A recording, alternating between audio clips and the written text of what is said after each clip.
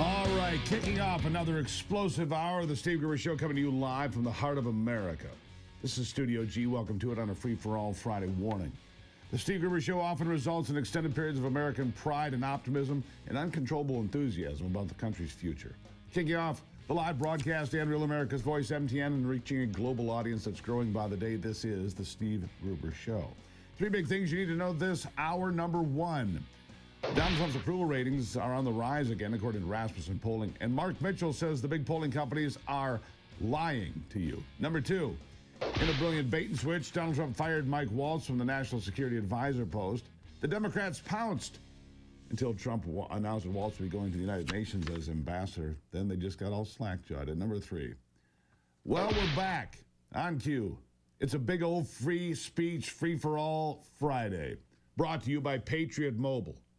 And the Common Sense Hotline, it's 877-310-9966. The Patriot Mobile Common Sense Hotline, 877-310-9966. It's your chance to speak out, America.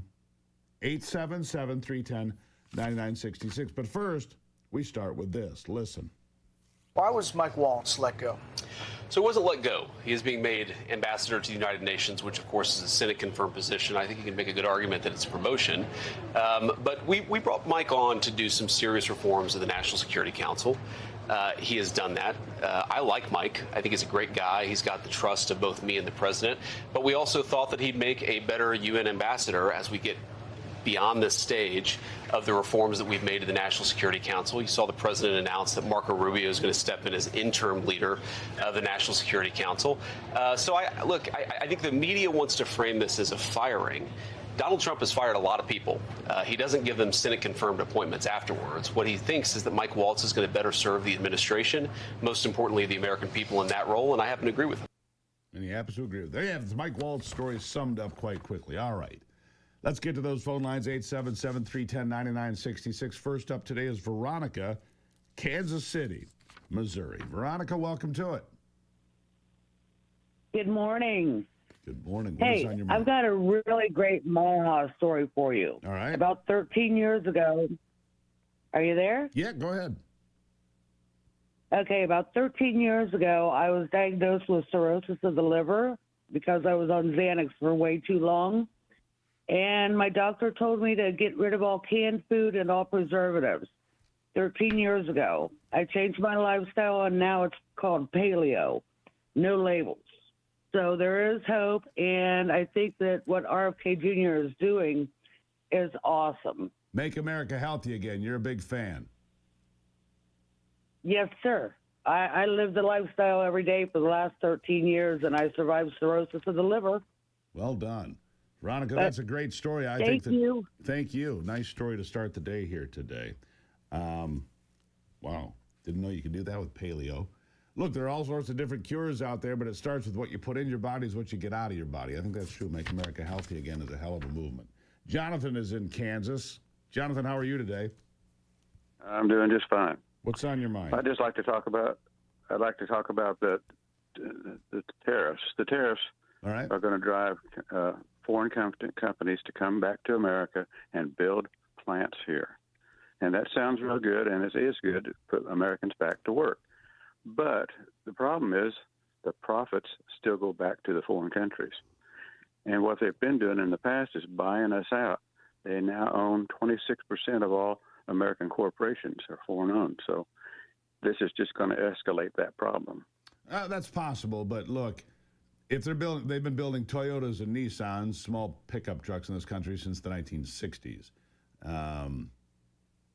At least the Americans get the jobs. I don't know. What's your solution? You want the people not to have foreign ownership? I don't think that's a viable path forward. Foreign ownership, the way the world's laid out, is true in the EU.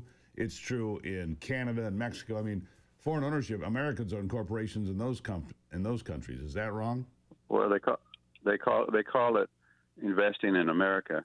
That's what a lot of the leaders call it, and which is somewhat true. But the problem is, are we selling off our country to pay for our past sins of the trade deficit? Well, I don't know what the solution. I don't know if there is a solution. I don't know if you need a solution for that. Often these companies are owned by multiple different groups and backers from different countries. What would you suggest? Well, have a limitation of how much money leaves our country. All right. I'll take that under advisement, Jonathan. It's a good phone call. Makes me think about it. Something I wouldn't have considered before, but okay, it's worth consideration. We'll do that here at the program. Thank you for the call. Ed, Indiana, what do you got? I'm looking at the word bribery, and when people donate money to politicians that are not in their district, isn't that technically bribery? No. You can support any politician you want in this country. It's called free speech. Yeah, but you're bribing my politician. You're buying them off. Here's the problem. It's not the individual that gives money that's the problem in this country, generally speaking. Even people like Elon Musk, who spent $290 million in the last election, that's not the problem. The problem is we have too much money in politics, period. If you limited it to, let's say if you're running for president, you're allowed to spend $10 million. You're running for Senate, you can spend $1 million. Running for Congress, $500,000, whatever it is. You put a limit on it, period. That's it. Doesn't matter what you do. That's all you can spend, period. On travel, on advertising, whatever. Maybe make an accommodation. If you're in a big state, you got to drive farther. Maybe you get a gas allowance, whatever it is. We need all this money out of politics because it's the lobbyists that buy politicians a lot more than individual donations. But I appreciate your concern, Ed. It is a concern to have as to how much money we spend and where it comes from. It's a good phone call, and we need to keep an eye on it. Calvin, in the Palmetto State of South Carolina, what's on your mind? Yes. Thank you for taking my call. Are we going to have another Waco in Texas? Meaning? The 400 acres that the Muslims are going to be building a community. They're going to be very similar to a Waco community. Oh, I got you. That community, okay, that's a different one. We already have the community that has 50,000 illegals in it in Texas. 50,000 because the real estate agents found a way to sell land to people in the country illegally. As far as the Muslim community, I don't believe that can pass muster. This document here, called the United States Constitution, promises a Republican form of government to everyone. Everyone. I don't think you can sidestep that. So it's, but it is an important development and worth considering. 400 acres. Sharia law, a Muslim community in Texas. What do you think of that? Just keep that in mind. Thank you for the phone call. Greatly appreciate it. What's in your cup today? You know what's in my cup? 1775 coffee. No compromises. It's not weak. It's not corporate. It's real. 1775 coffee. Bold, high quality, built for those who refuse to compromise. It powers my Free-for-All Friday. Hand-picked at high altitude. It's single origin beans that are roasted to perfection. No toxins, no shortcuts. You know what it is? It's damn good coffee is what it is. Damn good coffee. I know it powers me here every single day. You want some for yourself? Yes is the answer. You do. Go to 1775coffee.com/Gruber. Use that promo code Gruber, and that coffee cup of yours can be a little bit cheaper, 10% off. 1775 coffee. I'll be right back on Free for All Friday.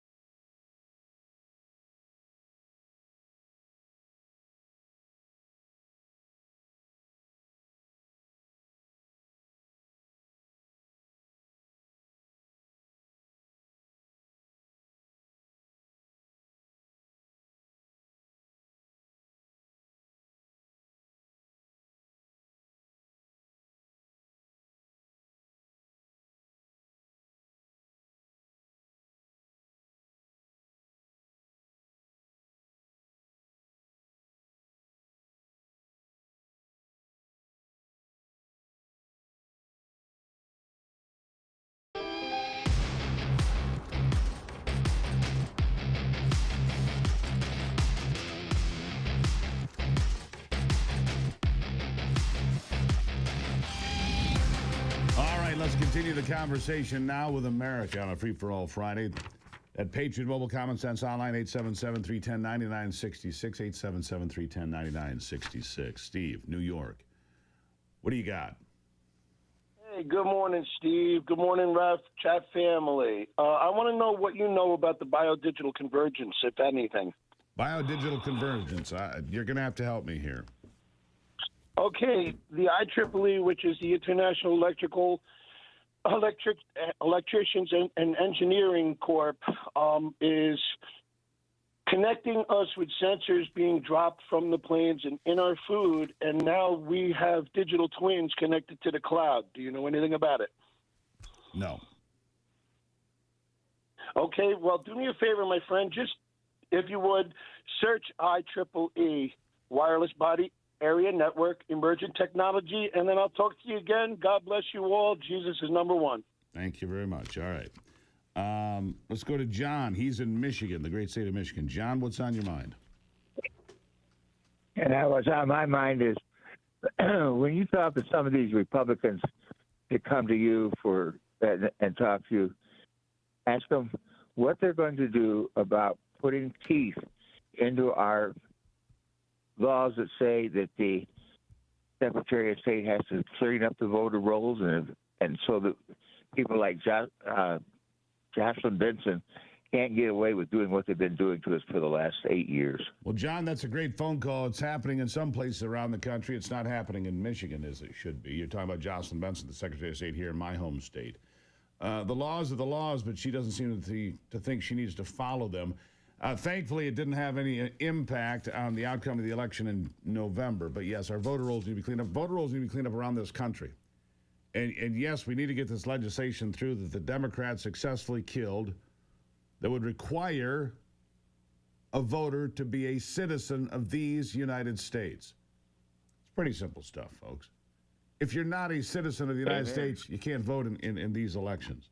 John, I really appreciate the call. That's important stuff, and it's important for people to know. We need to clean up our elections because when people are allowed to vote the way they want to vote, great things happen. Florida, no longer a swing state. It's a red state. Same thing for Ohio, Iowa. Once people are allowed to vote the way they want to vote, without interference, without somebody else's thumb on the scale, well, look what happens. Speaking of one of those swing states, Iowa used to be a swing state. Now it's a red state. Brian is in Iowa. Brian, what's on your mind? I'm glad we're not a swing state anymore. Okay, first thing, got four quick things. Like the ALC, she's going around rallying. Why don't ICE follow her around and pick up all the illegal aliens? Pretty soon she won't have anybody at her rallies. Second thing, the ACP, the photo program, the Democrats killed it. Maybe they'll do that again for us disabled people. Third thing is the student loans. Why did they ever charge interest? If they made a monthly payment, they shouldn't have got charged interest, and they would have been helping the people instead of hurting the people. And fourth, DEI really stands for dumb, educated idiot. I'm done. All right. Thank you. Greatly appreciate it. I think that we just rise above the fray. Look, you look at what Donald Trump is doing. First 100 days, I was there for the celebration in Macomb County, Michigan, there at the community college. Packed house, enthusiastic people supporting this president, and people realize that there are going to be, potholes and roadblocks and speed bumps along the way. It's not all going to be easy. You know that, and so do I, so I'm glad that we're moving forward the way we should. Let's go to Antoinette. Antoinette is in New Jersey. Antoinette, how are you today? Hey, good morning, Steve. I'm hoping that New Jersey is also a swing state. We had 100,000 people at the Wildwood rally for Trump last year, and we're having a gubernatorial primary June 10th. And I want to know who the MAGA upper echelon are supporting in our governor election. Nobody's talking about it. General Flynn is appearing this month with Bill Spadia. So I'm thinking that's the guy. But can you bring more attention to this on your show, hopefully to get New Jersey to unite to elect somebody who will support Trump? Well, here's the thing. Are you ever going to elect a Republican governor in New Jersey?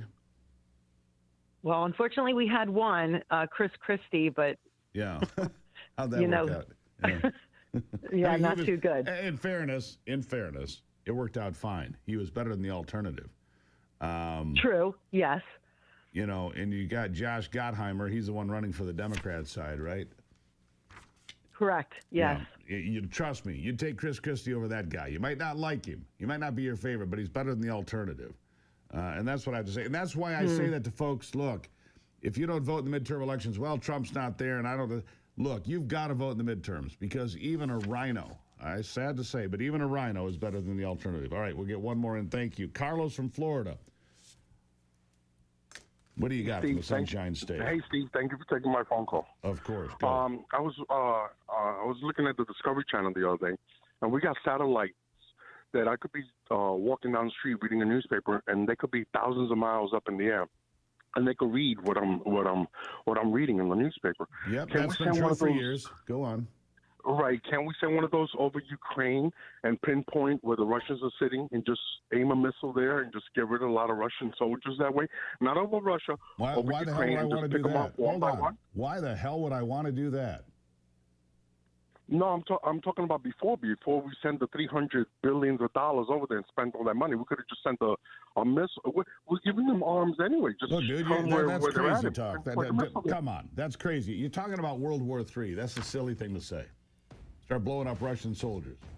Well, what's your end goal in that? You want to be at war with Russia? Because I don't.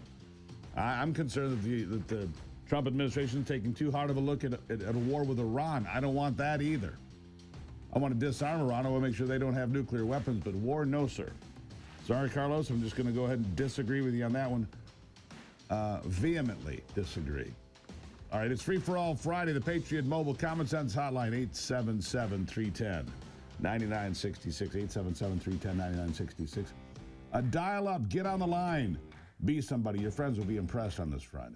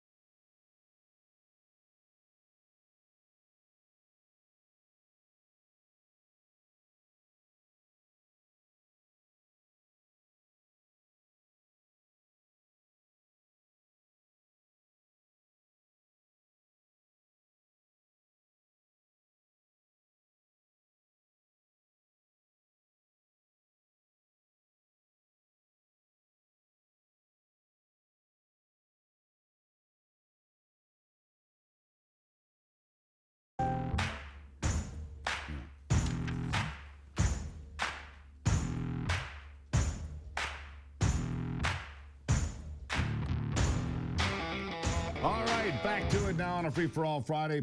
877-310-9966. I really do appreciate your participation in this little exercise of ours.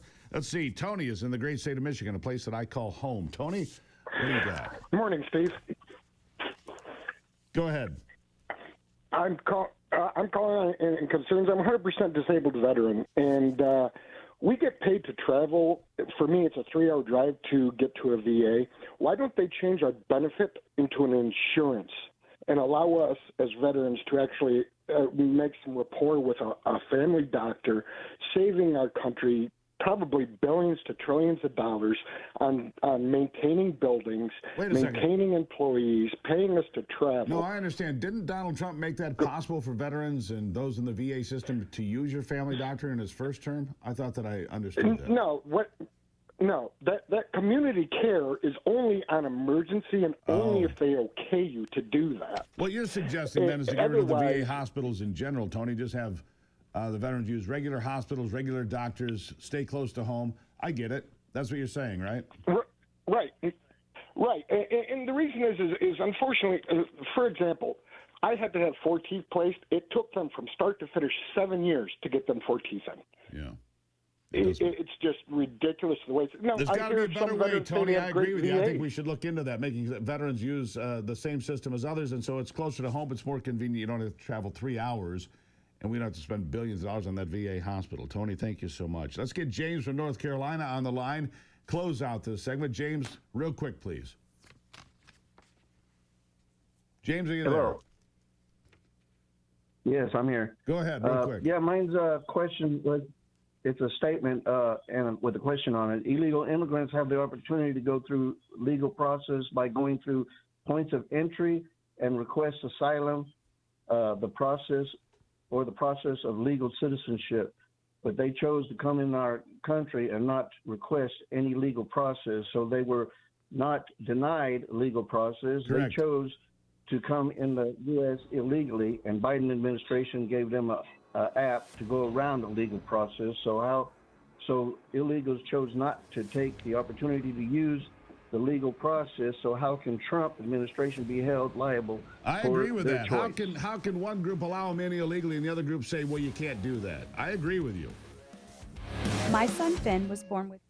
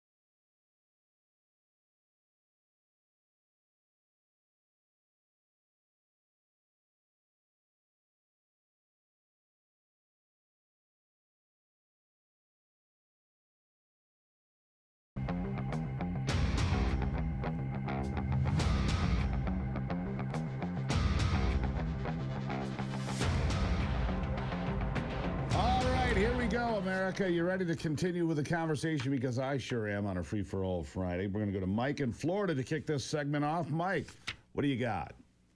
Yeah, good morning, Steve. Thanks for taking my call. I'd like to speak to the legal warfare that's going on in our country. Right now, I've done some research, and in our country, there are 31,770 judges either elected or appointed, which represents less than 1/10 or 1/100th of 1% of our nation's population. Yet they decide what's good for our nation. I guess, in my opinion, that's more like communism than democracy.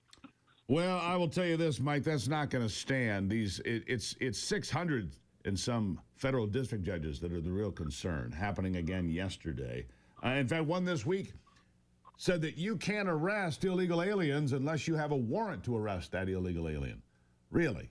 I guess until there's a warrant to arrest people, you can't do that anymore. So if you see a crime is being committed, or you know that the person's here illegally, or they're selling drugs, or they're doing something, you can't arrest a person for being an illegal alien unless you have a warrant, which is absolute nonsense. None of that's going to stand, Mike. You're exactly right about everything you said. Everything you said, you're exactly right. These judges, I didn't know there were 31,000. Thank you for that number of all judges. But it's the federal district judges that are the ones that have gone completely rogue because nobody has reined them in. Hello, Republican Congress, where the hell are you?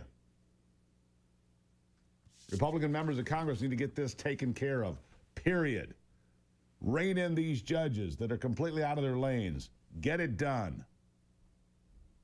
Too much vacation time. In fact, I would say you can't leave Washington until the problem is solved, period. Let's go to Mike in Arizona. How's Arizona today, Mike? What do you got?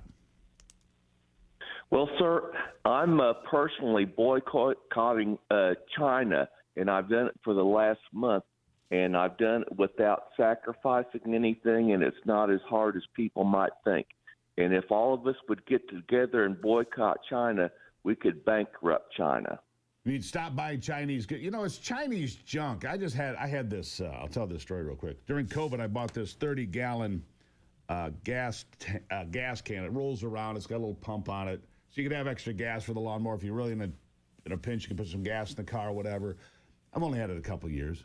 I go to use it over the weekend. Last weekend, boom, the whole tube, the gas line snaps right off. It's brittle. It's plastic. It's Chinese junk. I'm sick of Chinese junk in my life. Yeah, the whole gas line snaps right off. Unbelievable. I'm with you. Let's boycott China. Let's onshore as many jobs as possible. I agree with that completely. Let's go to Paul, Tennessee. How's Tennessee, Paul? What do you got? Good morning, Steve. Good morning. What's happening?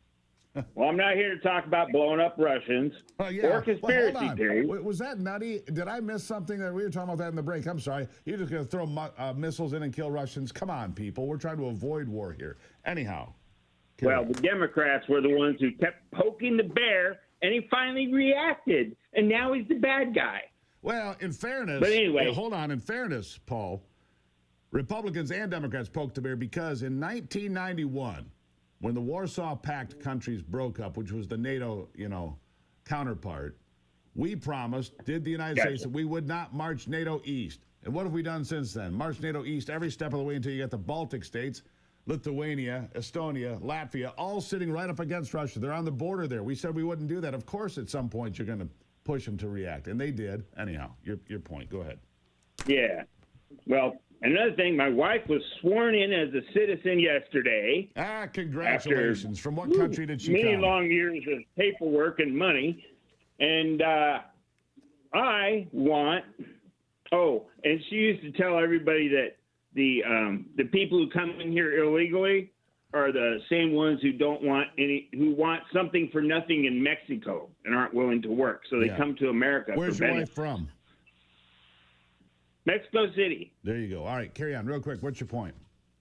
Anyway, I want a voter verification day. Maybe Trump could do an executive order. All you got to do is go to your polling place, identify yourself and that you live in that precinct. And anybody who doesn't show up, well, too bad. You're just going to have to re-register. Yeah, I agree with that. So I appreciate that. On this Real ID thing, it occurs to me is Paul's talking there. We have Real ID. I think the deadline's like May 7th. It's like right now. And if we have Real ID, couldn't we have a Real ID type system that said you're a citizen or you're not? And if you're not, then you cannot vote. Couldn't we make this? I mean, look. They've got tracking systems on all of us. The guy was talking about, you could read a newspaper from space. That's been true for 25 years, maybe longer. At any rate, they can dial right in, look at exactly what you're doing. Can't we find a way to make sure that only U.S. citizens vote? Just asking for a few million friends. Let's go to Jesse, Florida. Jesse, what's up in Florida? What do you got? Hey, Steve. Yeah, you know, what really bothers me is how can Congress lie to the American citizens, but and nothing happens to them. But if an American citizen lies to Congress, we get thrown in jail. How is that even a thing? It's remarkable, isn't it? It is remarkable. Yeah. You know, you got all these people that sit up there and lie routinely to Congress. Nothing ever happens unless you're Steve Bannon and you don't show up at all. Then they throw you in prison. You can lie to Congress. You just got to show up and make sure you lie to their faces. If you don't show up, you get thrown in jail like my colleague Steve Bannon, right? I mean, we've seen that happen too often. It happened. It happened to a few people, and That's it's right. like, wait a minute, Schiff is out there lying. It just perturbed it to me. Oh, he lies so much. All he did was lie about Russia. You're so right. There's a guy that needs to be held to account. Adam Schiff, 100%, lied to Congress, lied about impeachment, lied about the facts that he had, lied on television day after day after day after day during the Russia thing. Jesse, you're sorry. Makes my blood boil. Thank you for the call. Really appreciate you. Joe, New Jersey. Back to New Jersey twice today already. What's up? Hey, what's going on? I just want to make a couple comments about, like, you know, what's going on with these judges. They're a little, you know, every time Trump tries to get something done, there's always some sort of injunction. It's almost like they're not really respecting the power of the president. They don't. Can he, you know, press them a little bit, you know? You'd like to think so. I mean, here's what has to happen. These judges have to be pressed by the House of Representatives, the Republican Congress, Speaker Mike Johnson. Where are you?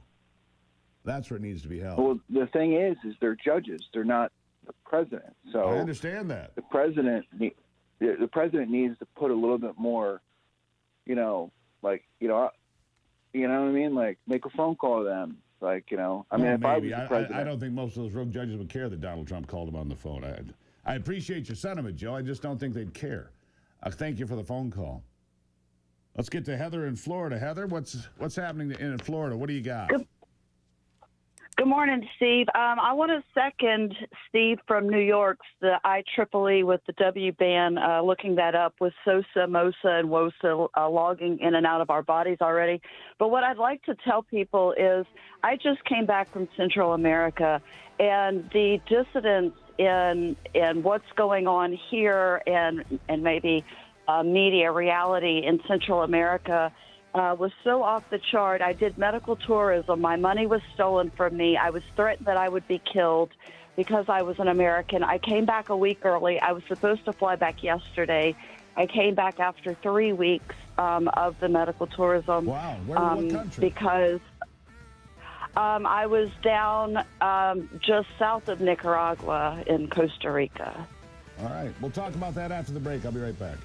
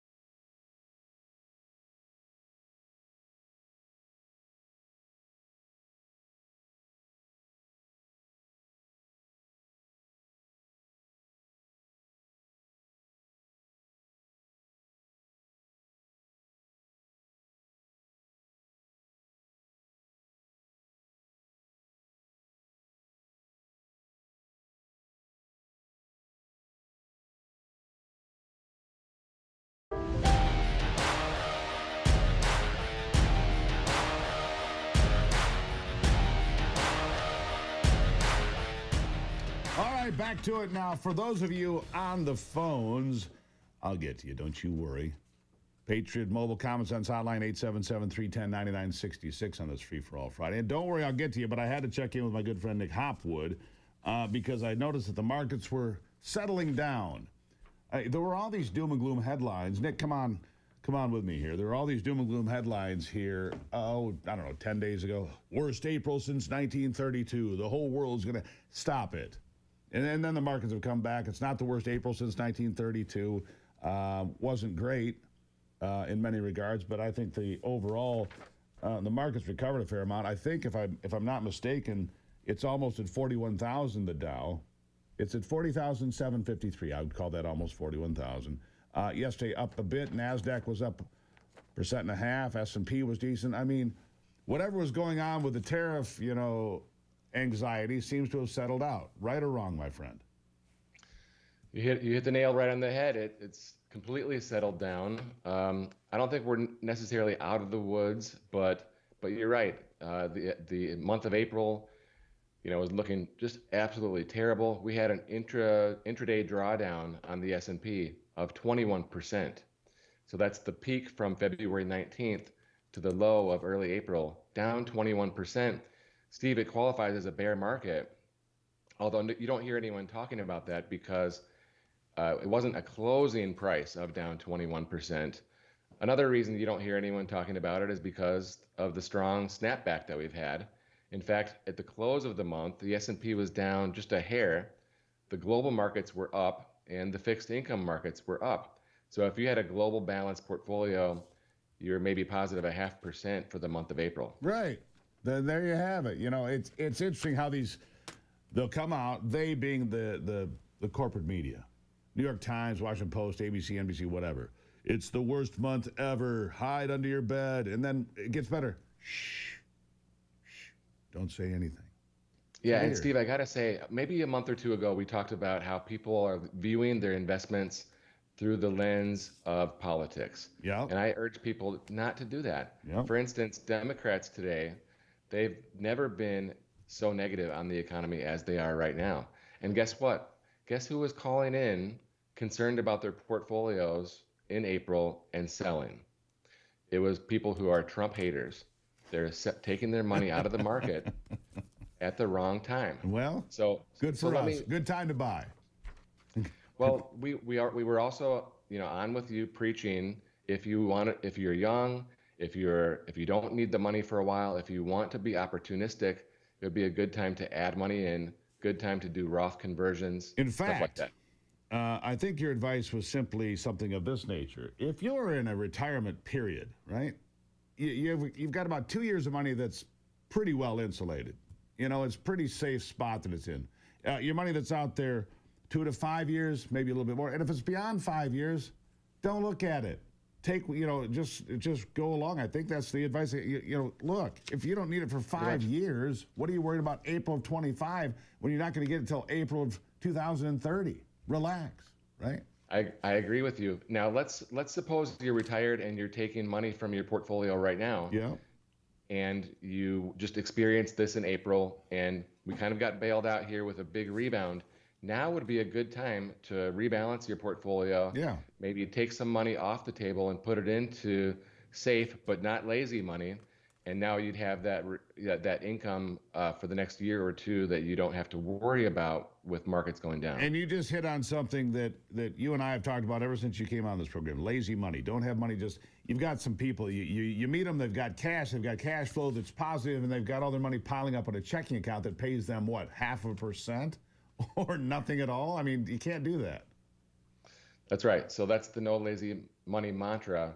We have just a few people that we've talked to recently in this situation where they're just piling up money in their checking account, a couple thousand a month, and all of a sudden you have a couple $100,000 in your checking account.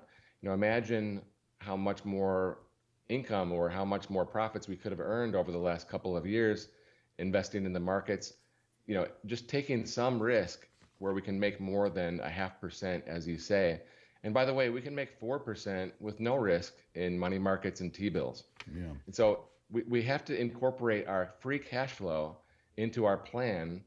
Otherwise, we have this lazy money, the money's not working for us, we're going to have to continue working more years as a result. Yeah, let me ask you one more thing. We've been looking at life insurance lately because mine was term life is what I've had for a number of years. I've never thought that life insurance was a vehicle that I didn't like it. But it's the original tax-free investment plan you say. Is there a good time for life insurance? I've never liked it as an investment, but I'm sitting here about to buy life insurance. Am I too old to invest in a life insurance plan, a whole life deal that would pay me back at some place? Real quick, we got about a minute. Yeah, it wouldn't be the first place I start, Steve. And we have a lot of people, getting married, having babies. That's the time when you want a lot of cheap term life insurance. Yeah. It's extremely inexpensive. You can get a lot. And someone in your situation, you're probably or could be self-insured, right? The mortgage is getting paid down. Your kids are off to college or close, and you have money set aside for that. And so I like term for young people. Now on TikTok, you'll see a lot of people talking about how a 401k is a scam. And a lot of other weird things. Yeah, go on. You want to put money into life insurance. It's definitely not my advice. You should definitely consult with a CFP before you take out a policy like that. But it is appropriate for some people, and if you do it right, it can be a nice tax-free investment. All right, so just talk to an advisor, and if you'd like to talk to Nick, you can find Nick at peakwm.com/Gruber. Got to have the Gruber to get a second opinion today. Like I say, Nick, you need more Gruber in your life. I completely agree with that. peakwm.com/Gruber. And you can talk to Nick. I do. You should as well. I trust him. You should as well. Nick, thank you as always. Have a great weekend. Thank you, Steve. Well said. All right, there you have it. More Gruber all the time, and do it with peakwm.com. When I come back, more of your phone calls here on Free for All Friday. So if you made it through that segment, then you'll make it onto the program in just a moment. It is the Steve Gruber Show.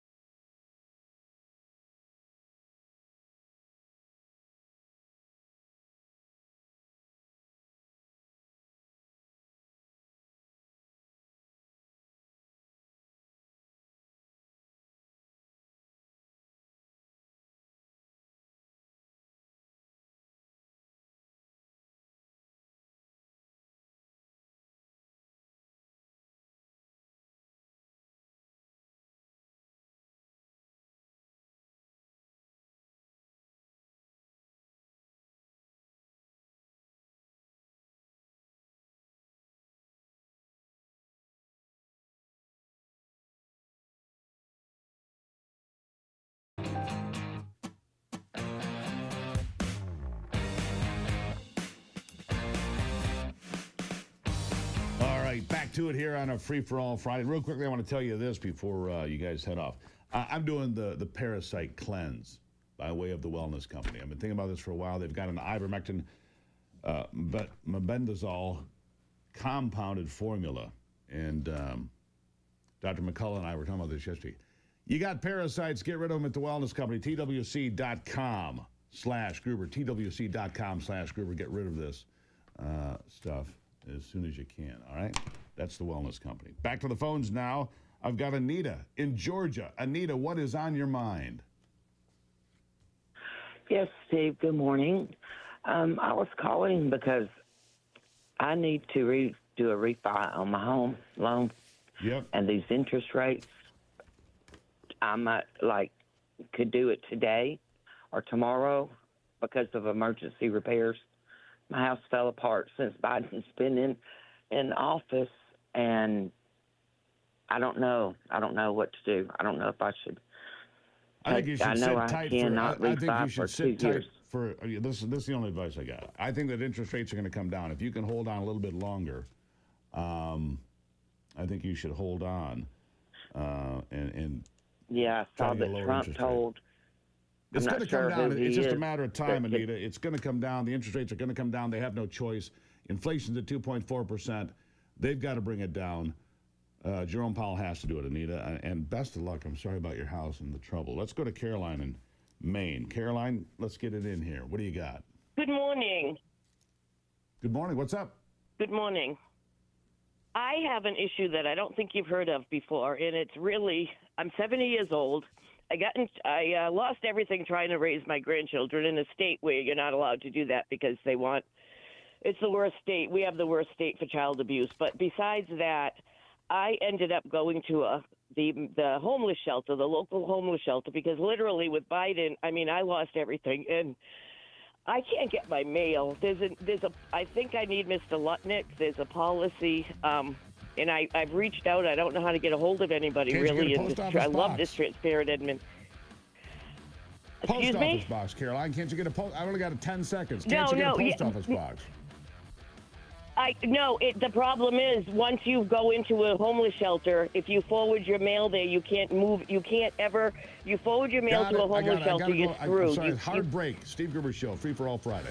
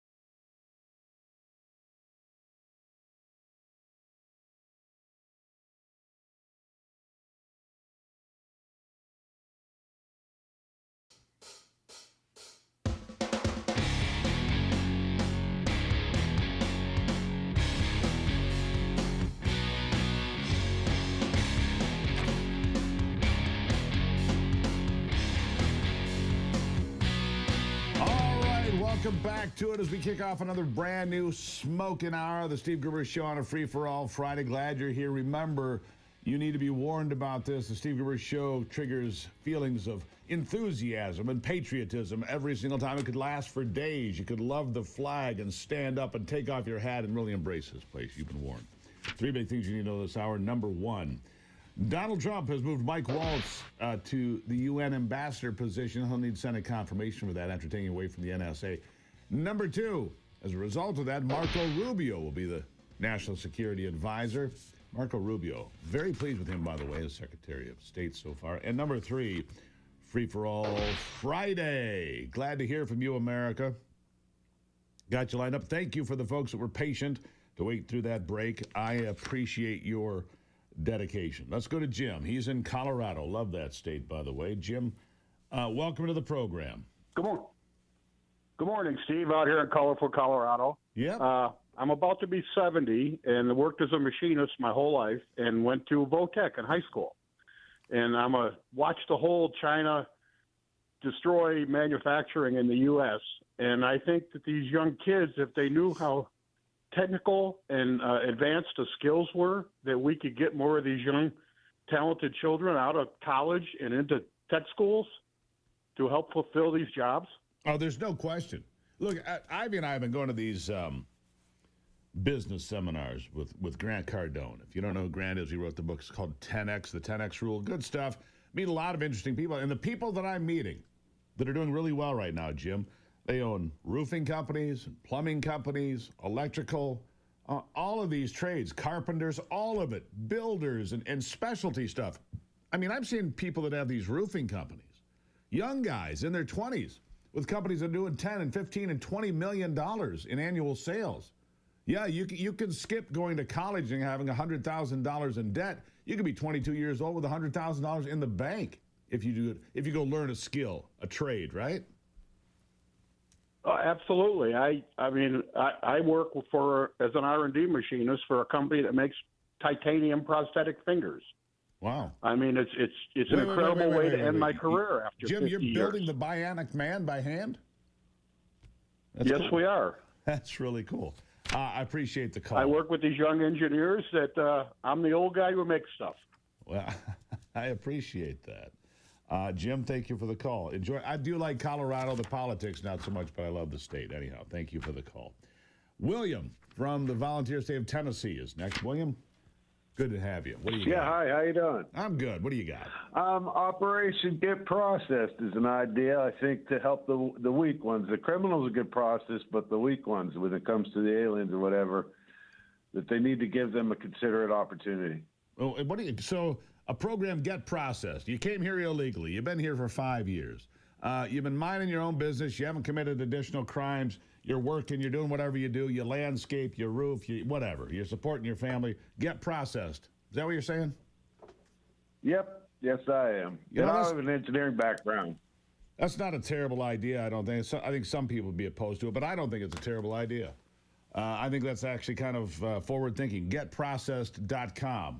Figure out how to, if there's a penalty, but you got to go through the process. You got to be vetted. We got to have some background information on you. We got to know that you weren't in prison in Venezuela before you arrived here. Things like that, right? Yeah, some of these people are just caught in the middle, The criminals get processed, but the others, they, try to be considerate, give them something positive to get processed. You know what? Maybe that's all right. Learn the Constitution. Become an informed, people that come here to this country legally know more about the Constitution, the way America works, than most of the people that were born here. William, I like your idea. It's forward thinking. It's something new. I like it. I appreciate the phone call. I'm going to mention that to people that matter. Let's go to Gary. I think that's a great idea. Let's go to Gary in Florida. Gary, what do you got? Hey, Steve. I heard on Beck earlier in the week Whoa, wait a second. You're two-timing me? I'm just kidding you. Go on. Thank you.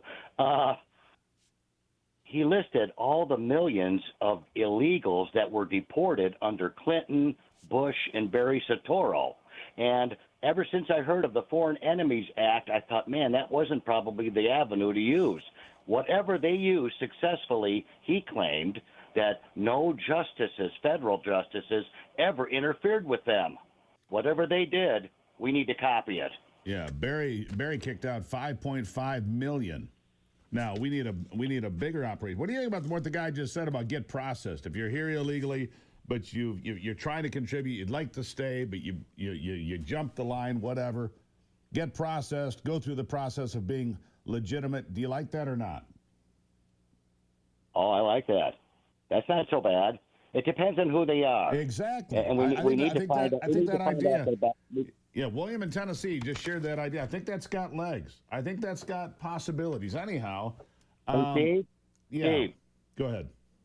The comment that was made earlier with the liar, if we lie to Congress, we go to jail, and if they lie to us, nothing happens. Right. That was outstanding. That's sometimes true. If you lie to Congress, sometimes you get in trouble. Sometimes you. But you lie to us, you get a promotion and you get reelected. That's true. Gary, greatly appreciate you. Thank you so much. Jennifer, she's here again, ladies and gentlemen. Good morning, my friend.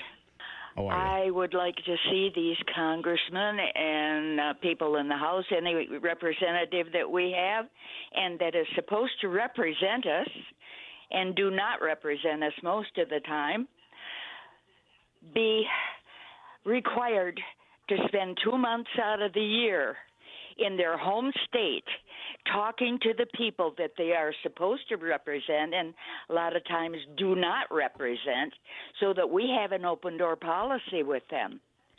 It's impossible. They spend their whole life in Washington not representing the people of their home state because they are so insulated against us. That's my firm belief. Thank you, Steve. God bless you, Jennifer. Always appreciate you being here. Let's get, she is the greatest. Martine, in the Peach State of Georgia. Martine, welcome to it. Yeah, Jeff, can you hear me? Yeah, there you go. It's your time. Yeah, hey, listen, what a segue. This is Commander Martin Salazar, U.S. Navy retired, SEAL Team 8. I am suing the Congress. I sent you a copy of the draft. Jeff Courier is going to help me post it on his website, but I need some more help, people signing in on this petition. I sent it to you. I don't know if you've seen it. I have not. But I'm going to be suing. Okay, if you can please look for it. It's about 5 pages. I'm filing in the district court here in Georgia. I'm suing the Congress for not doing their duties, just as everyone was saying, under the 5th and 14th Amendment. So I just want to let you know that. I can use some help. So like I said, Jeff Courier is going to be posting it on his website. Send it on over, Martine. Send it on over. We'll take a look at it. Info@stevegruber.com, a place you can always send me emails. You always go to stevegruber.com. He brings up a great point. Martine, thanks for the call. If you go to stevegruber.com, you can always email me. You can always email me there, right? It's info@stevegruber.com. It's just a click right there, is it? We got like 250 of them stacked up today. We got a little bit behind. I get a lot of information. We do our level best here. Me and Sister Sarah, we do our best to keep up on the comments form. We got a little bit behind there. I apologize. We're catching up now, but send that email along. I'll be right back.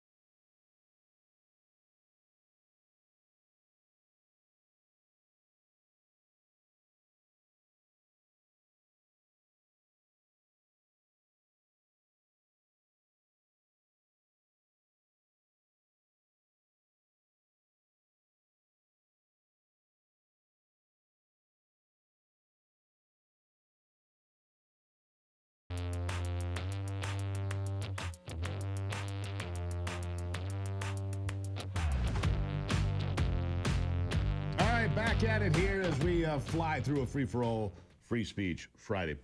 Brought to you by Patriot Mobile, of course. Our good friends at Patriot Mobile. Look, it's an all-American-based customer service team. When you go to patriotmobile.com, use the promo code Gruber, you'll save some money, you'll get some free service, and you'll have the best service you've ever had, and it's real easy to do. Patriot Mobile, go ahead and check that out. Gates Garcia is joining me now. He's a contributor to The Blaze, that, of course, is Glenn Beck's operation, and host of We the People, fresh perspective, real conservatism, and right here with us on a Friday. Gates, welcome to it. Steve, thanks for having me. Good morning. So, glad to have you. And the first question, and you posed this, I saw this on my cheat sheet, if you will. What makes conservatism compelling in 2025? I thought that was a great question because I've had some arguments with people that call themselves real conservatives and think, Donald Trump is the devil incarnate. And I'm like, I'm a real conservative, as far as I can tell, always have been, and I support Donald Trump. So what is compelling about conservatism in 2025? Well, I don't really think it's compelling. I think it's cool. I think this is our moment. And I don't necessarily know that it's even the work of us. I think people got tired of having everything taken away from them. We had our institutions taken away from them when it came to our health, when it came to our education. I mean, COVID was a tragedy for this country, but it was sort of a moment for people to stand up and say, wait a minute, where did the control of my life go? And when they started to look around and realize that, they realized that traditional values were falling by the wayside. And this country was built on traditional values. And the conservative movement is held up by traditional values. We've seen a total resurgence of church attendance in this country over the last couple of years. And I think people are hungry for this stuff. Well, and sometimes, let me ask you this. You have kids? I do, 3. Okay. Were they in school, and I mean primary school or even college, when COVID happened? Because 2 of my kids were, right?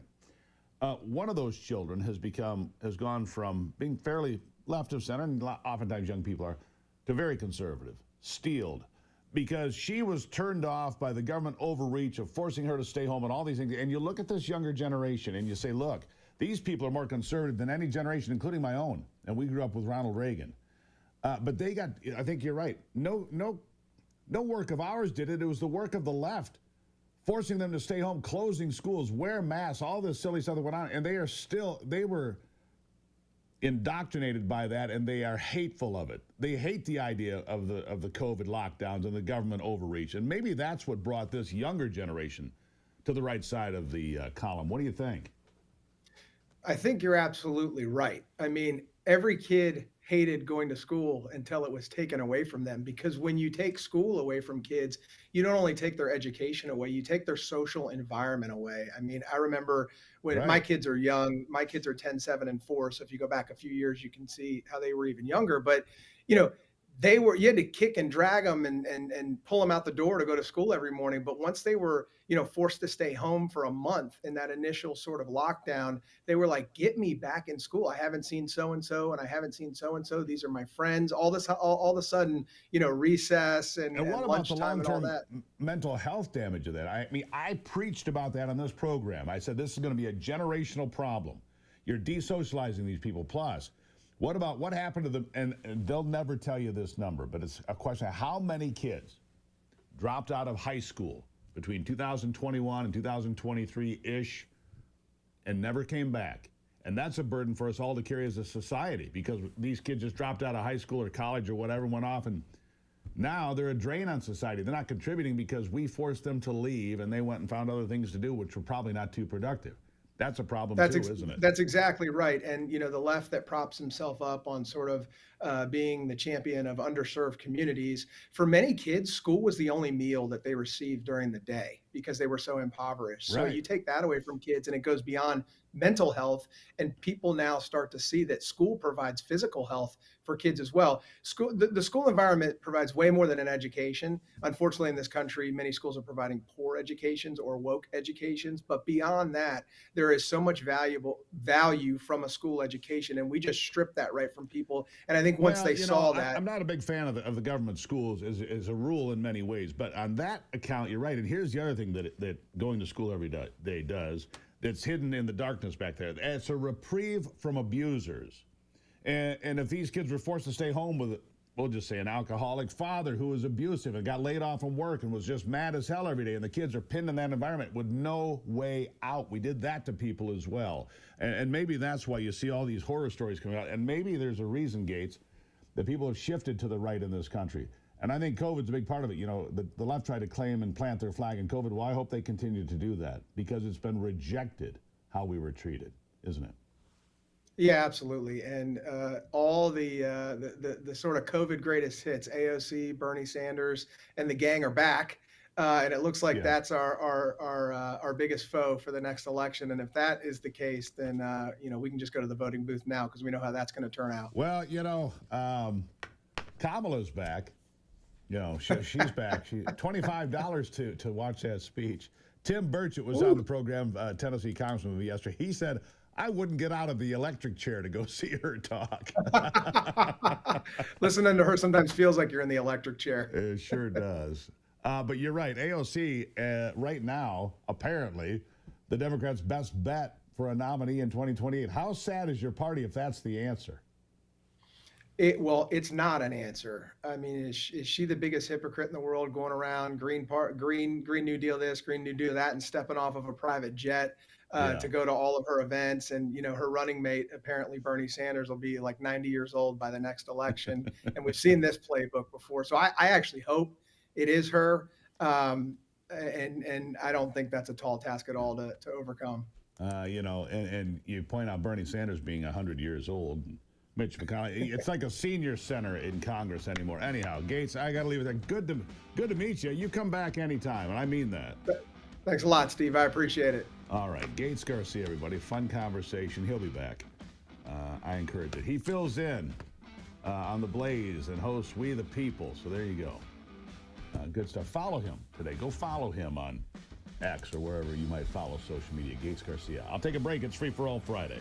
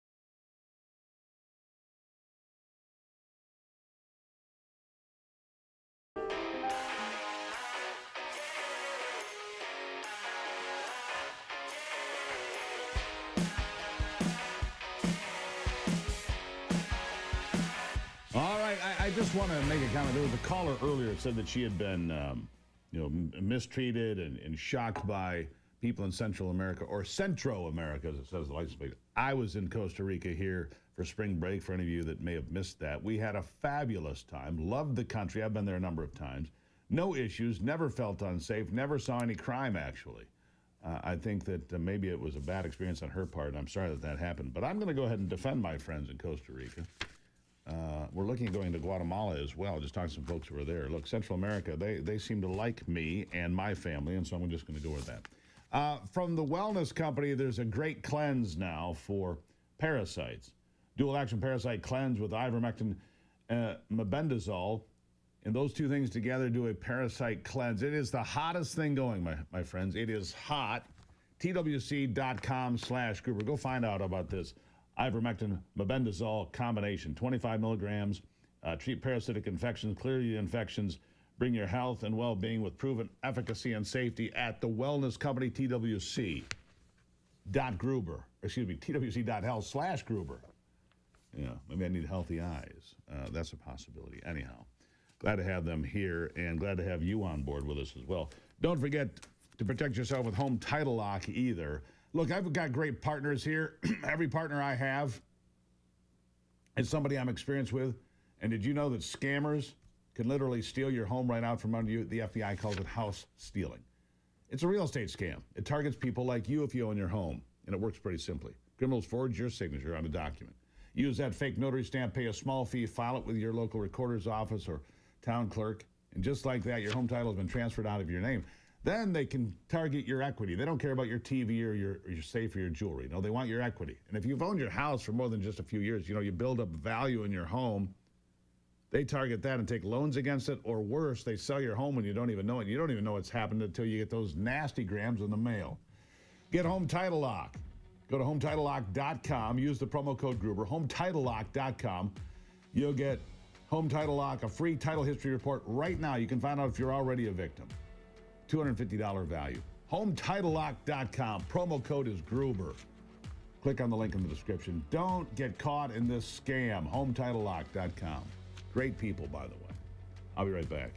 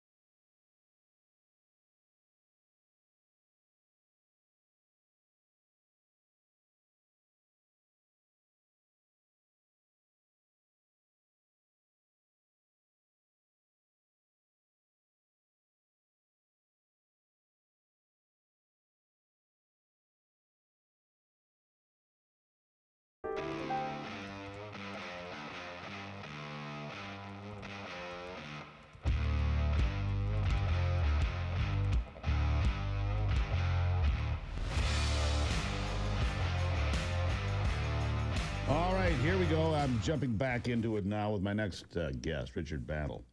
Richard V. Battle, a fifth-generation Texan he is, a longtime Lone Star State business and community leader, and an award-winning author. His latest book is Americans, emphasis on cans, who made America, 18th century birth of a republic. Richard, welcome to the program. Good morning, Steve. Thanks for having us back with you again. Always good to have you here, my friend. All right, tell me about this book and the birth of and this is important. Are we in a democracy or a republic? I just want to clarify this for the people that are slow on the uptake. All right, go ahead. I appreciate you asking. I'm sick and tired of people telling us what we can't do. And so this is the first of a series of 4 books celebrating Americans, individuals you know, some you don't know, and what they did with that American-do spirit that I want to infuse in our young people. And of course, George Washington is the highlight and the GOAT. And he emphasized the greater the conflict, the harder the conflict, the greater the triumph. And so that's what we're trying to communicate, is that even though we may think times are tough, they're no tougher than they've been in the past. And we need to use that American-do spirit to maximize our lives and growth and impact on the future. Right. So give me an example. Give me a story or two here. Tell me about somebody that maybe I haven't heard of that helped build this great nation of ours. Well, Mary Catherine Goddard, to me, was a great example from Maryland. All right. She, as a young lady, was homeschooled because girls didn't go to school much that Hold time. on. She went What to work year? with her. This was back in the 1770s, so All this right. was back, and she had an impact on the Revolutionary War. And what was amazing, she worked in this print shop. Her brother quit, her dad died, so she inherited it basically, and so she printed a lot of the independence documents. And when it came time in January 1777 to print the Declaration of Independence with signatures for the first time, which would mean the signers would have death warrants on them from the king, instead of putting on there printed by M.K. Goddard, which is what she always put on documents she printed on that document printed by Mary Catherine Goddard. That took courage because she didn't have to do it, but it put a death warrant on her head as well. And that's an untold story of someone who influenced the independence movement that I think we need to know about and share. All right, so these are important stories, no question. You know, and putting her name there, you know, you go back to that time in American history, and you think about the people that signed the Declaration of Independence, for example. They pledged their lives and their fortunes. Many lost one, other, or both in pursuit of this country, didn't they? Well, yes, they pledged their lives, fortunes, and sacred honor. That was what was amazing in the document. And not one of the 56 signers broke that pledge. And 9 were killed or tortured to death. They lost their homes, their wives, their children. Some lost everything, but none of them betrayed each other. And that example of what they did is so critical. Thursday was the anniversary of George Washington being sworn in as the first president. And I think it's so important because we think of the War of Independence, but we forget that it started with protest of the Stamp Act in 1765. And so it was 24 years from that point to when Washington was sworn in. And so the perseverance that was required, the sacrifice from not only the soldiers, but all of the people contributing to that effort. It took all of them then to make the country. It takes all of us today to make the country better. Yeah. What can we do today? You know, today, I don't know that you might, but I don't know if you'd find 56 of the wealth, because these people, these 56, most of them were very wealthy, right? Could you find 56 of the wealthiest people in America, in Western civilization, anywhere, that would do the same? Pledge their sacred honor, their lives, their fortunes to something like this? Well, I think what was important to me, and one of the things that really came home to me researching this, was how they put aside for some time their personal ambitions to create the Declaration and eventually the Constitution. And then once those were created and the country started, then they went back to their individual pursuits. So that's one of the things that we have to do. We have to put country ahead of self at whatever place we're at. And people are frustrated and think, well, I can't make a difference, so why should I try? And that's what the culture and the media and big government wants us to think. I believe we can all make a difference. We can't make a difference in everything, but we can all make a difference in one thing. And so I encourage people, find that one thing that really is your passion and participate and contribute. And if enough of us do that in those one things, it will help get the country that we want and deserve. Yeah, the country we want and deserve. You know, we have allowed the people on the fringe to tell us over and over what we are not, like the word democracy. Over and over, it's a threat to democracy. As a democracy, stop it. There's a reason the word democracy does not appear anywhere in the founding documents of this nation, because we are not.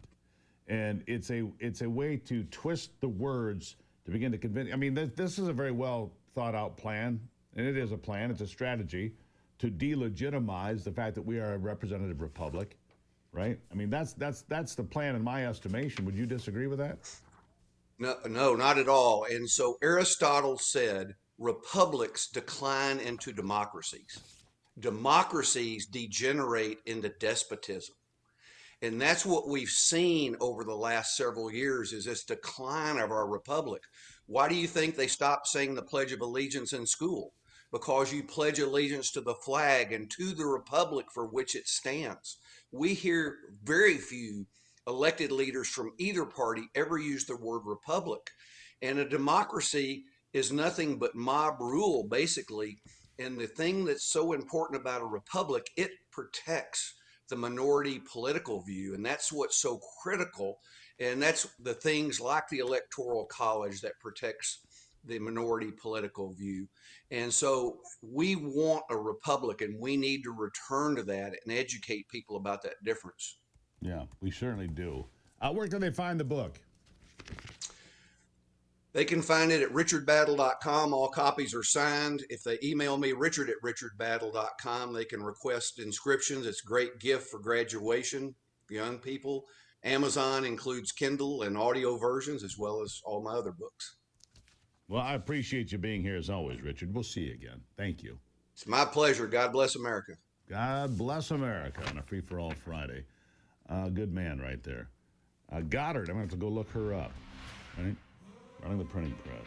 Richard Battle, good man. The book, again, is Americans, C-A-N-S, Emphasized. Who Made America, 18th Century Birth of a Republic. I'll take a break on this Free for All Friday. Make sure you follow me on all those social media platforms. Why? Because you need to keep up with everything going on. That's why. I'll be right back.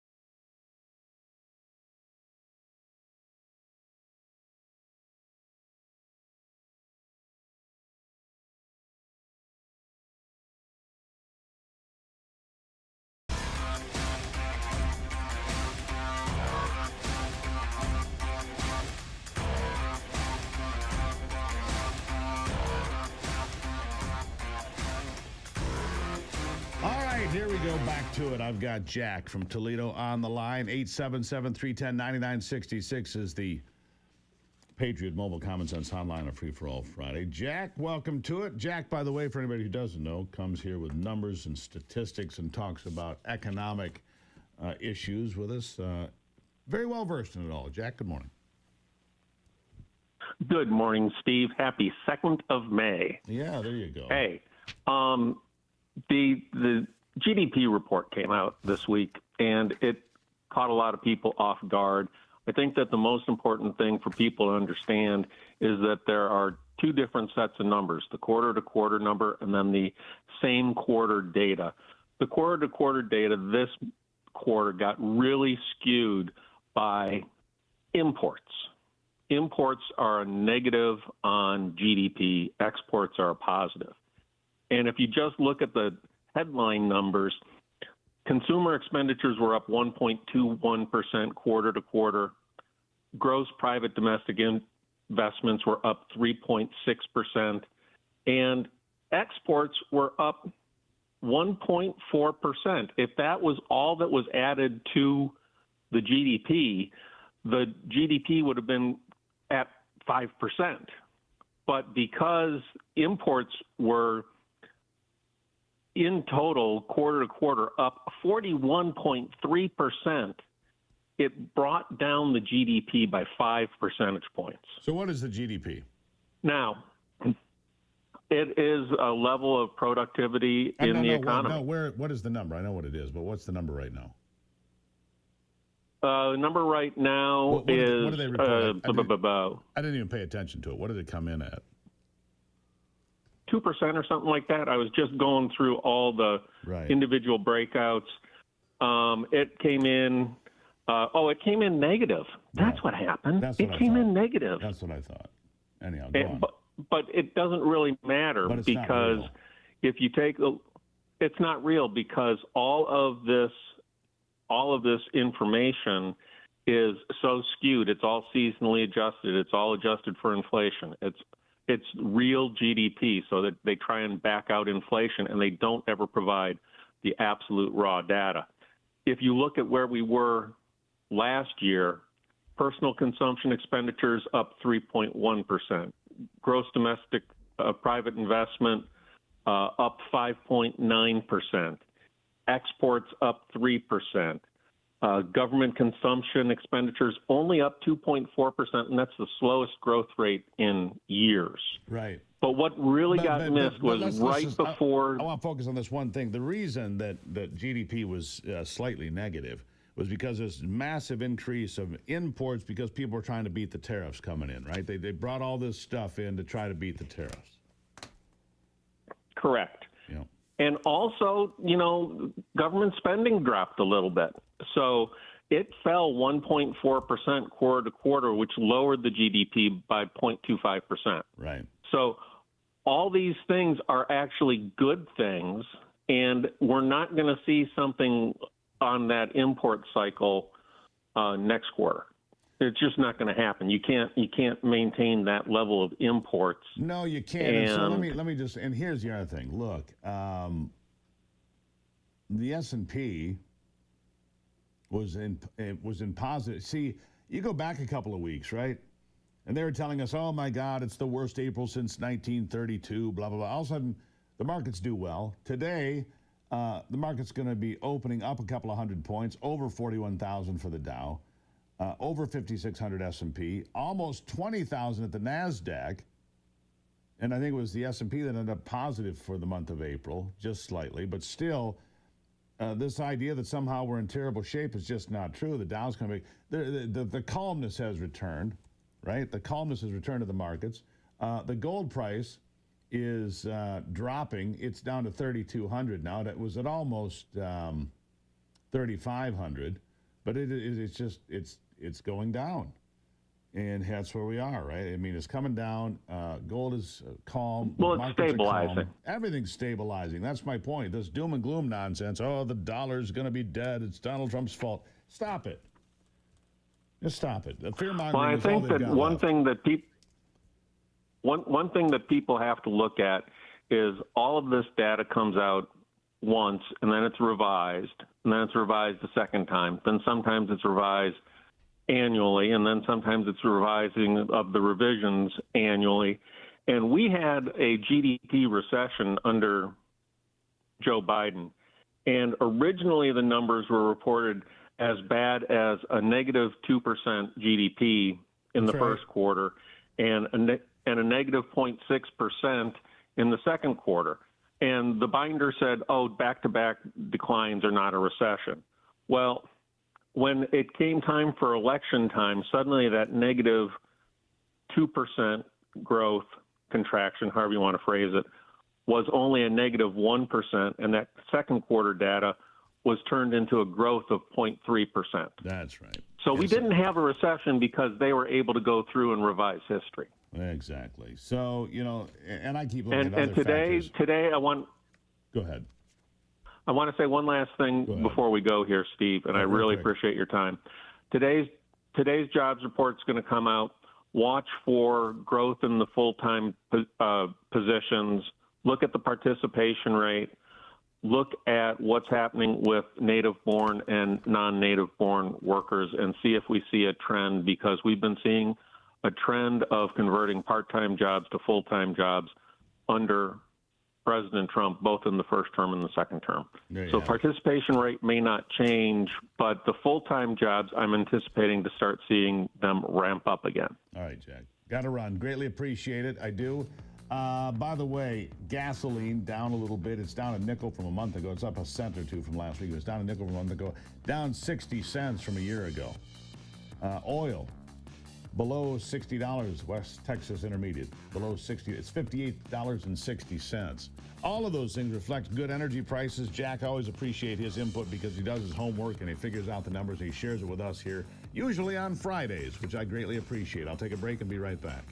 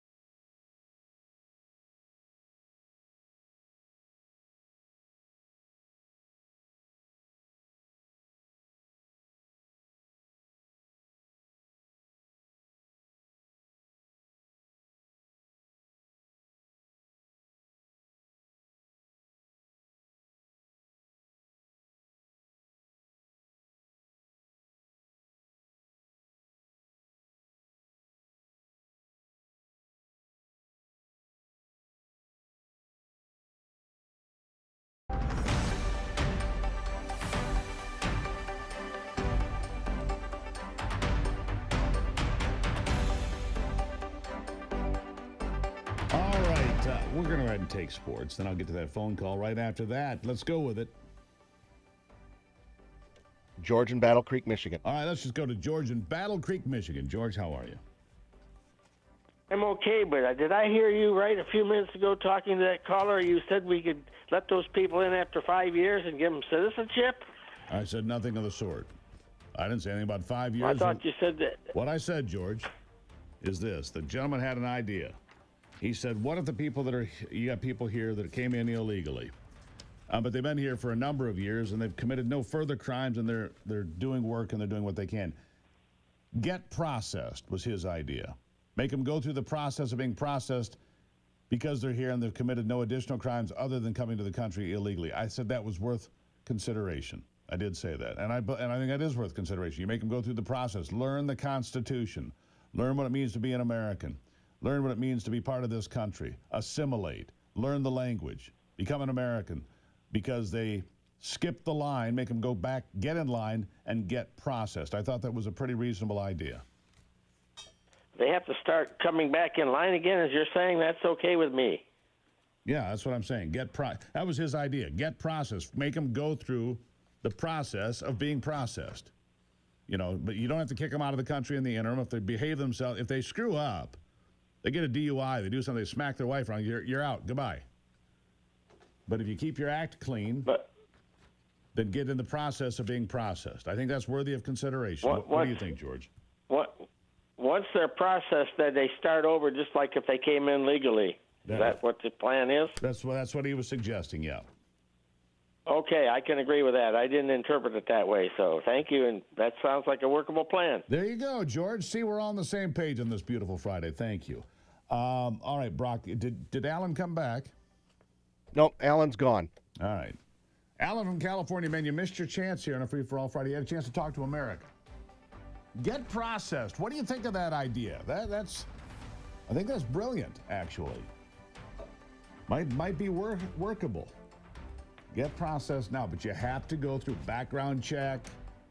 We need to know if you were ever convicted of anything. Who are you? Why are you here? What are your plans? Just like you would tell a guy that's looking at your passport. I'll be back on the Steve Gruber Show.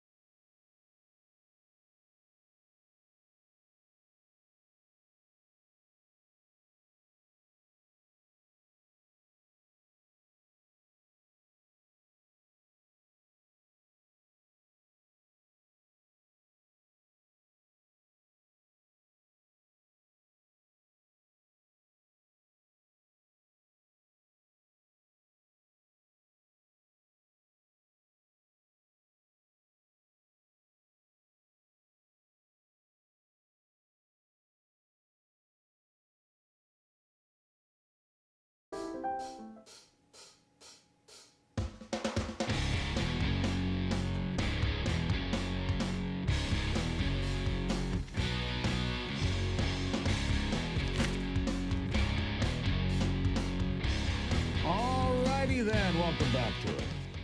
It is a free speech, free-for-all Friday. I'm glad to see you here as we dig into it. It's been another big week, of course. Three big things you need to know this hour. Number one, the State House has passed a bill that takes away money from sanctuary cities. It, of course, will never make it to the state Senate or through the state Senate or to Whitmer's desk. Number two, another illegal behind bars after being convicted of targeting wealthy homes in southeast Michigan, home invasions. We've got that going on. And number three, I think I'll start with Mike Waltz being taken out as the Director of National Security to be replaced by Marco Rubio, who will be Secretary of State and the DNS at this time. That's not the exact title, is it? I've got that a little bit wonky. National Security Advisor is the right title. Anyhow, Mike Waltz taken out. We're going to go through some sound here. And I was working on something else, so I didn't have Anthony prepped. But Anthony, let's start with bite number one about Mike Waltz and his Senate battle for confirmation to be United Nations ambassador. Here it is. Why was Mike Waltz let go? So he wasn't let go. He is being made ambassador to the United Nations, which, of course, is a Senate-confirmed position. I think you can make a good argument that it's a promotion. But we brought Mike on to do some serious reforms of the National Security Council. He has done that. I like Mike. I think he's a great guy. He's got the trust of both me and the president. But we also thought that he'd make a better UN ambassador as we get beyond this stage of the reforms that we've made to the National Security Council. You saw the president announce that Marco Rubio is going to step in as interim leader of the National Security Council. So I think the media wants to frame this as a firing. Donald Trump has fired a lot of people. He doesn't give them Senate-confirmed appointments afterwards. What he thinks is that Mike Waltz is going to better serve the administration, most importantly, the American people in that role, and I happen to agree with him. Yeah, I'm going to agree with him, all right? So polling gets a lot of discussion these days. There are some trying to convince you that Donald Trump has the worst polling numbers ever. 100 days in. It's false. It's patently false. How do I know? Mark Mitchell told me so. I trust Mark Mitchell. He does Rasmussen polling, right? He's the guy, he is the main pollster at Rasmussen. Today, his poll shows Donald Trump with a positive number. As a positive number. And it's not pulling up for me, of course, but it's 50 to 49, plus one. 50 to 40, there it is. Another poll, Emerson, which is, I'd say was Rasmussen, well, it's a right-leaning poll. Let me tell you what Rasmussen is, the most accurate pollster of 2024. Mark Mitchell showed Donald Trump winning that election almost continuously at 2 points. 1.2 point, 1.2 point, 1.2 point, all the way up to Election Day. When other polls were saying, like the Washington Post, ABC News poll, the last one they did showed Kamala Harris winning the election 51-47. Garbage polling. They were bigger numbers previous to that, but it's garbage polling. Today, Rasmussen has Donald Trump with an approval rating of plus 1, 50 to 49. Emerson, a left-leaning poll, has Donald Trump even, tied. And then you've got polls like, let's see, CNN shows Trump underwater by 14 points. The Economist YouGov poll, minus 11. Reuters, minus 11. Those are all garbage polls, folks. They're trying to convince you of something that is simply not true. How many people do you know that have buyer's remorse for voting for Donald Trump? I know none. I know plenty of people that voted for Donald Trump. I know plenty of people that did not vote for Donald Trump. They're angry. They're bitter. But not the Trump voters. I know. I just saw them in Macomb County, in Warren on Tuesday, excuse me. Thousands of people turned out to greet the president. They're not bitter. They're not angry. They're pleased with a border that has been secured. They're pleased with gas prices that are down 60 cents from a year ago. They are pleased that inflation is now down to 2.4%. They are pleased that the economy is going forward. They are really pleased that manufacturing is coming back to America. They're really pleased that $2 trillion has now been invested in America by companies like Honda and Apple and NVIDIA. They're pleased with these things. Why wouldn't they be? It's what they voted for. Donald Trump is going down the list and giving them what they voted for and checking them off. They're pleased that Donald Trump doesn't want men participating in women's sports. They are pleased that Donald Trump doesn't want children brutally disfigured by transgender surgeries. They're pleased by these things, as am I. So you look at this polling and you just say it's garbage. The only other pollster that has Donald Trump ahead is what they call, it's a right-leaning poll. It's RMG. They have him +1 as well at 49.48. Beware the polls, my friends. All of these pollsters, Economist YouGov, Reuters, Daily Mail, News Nation has Donald Trump underwater by 12 points. Look, the folks in Chicago need to get better pollsters. Mark Mitchell's the guy. Mark Mitchell's the guy that got it right all the way through. They need better pollsters. New York Times, Siena, garbage. These are all polls, by the way, that showed Kamala Harris winning the election of 2024. You go back to the polls, and you can do this, by the way. Go to Real Clear Politics, and you click up on the polls, and it'll give you historic polls. It'll take you to the polling archive, right? So you can go to Trump v. Harris, national polls. Trump v. Harris, national polls. Let's see here. Ipsos, Harris plus, these are the final polls before the election. NPR, PBS Marist poll, Harris +4. The TIP poll, Harris +1. The Ipsos poll +2. The Morning Consult +2. These were all bigger numbers, by the way, prior to the election, about 2 weeks. Rasmussen's last poll had Trump +3. The final number was 2, between 1.5 and 2. The Real Clear Politics average, this is how skewed it was, had Kamala Harris winning the election by 0.1%. The average was off by 2 points. What does that tell you?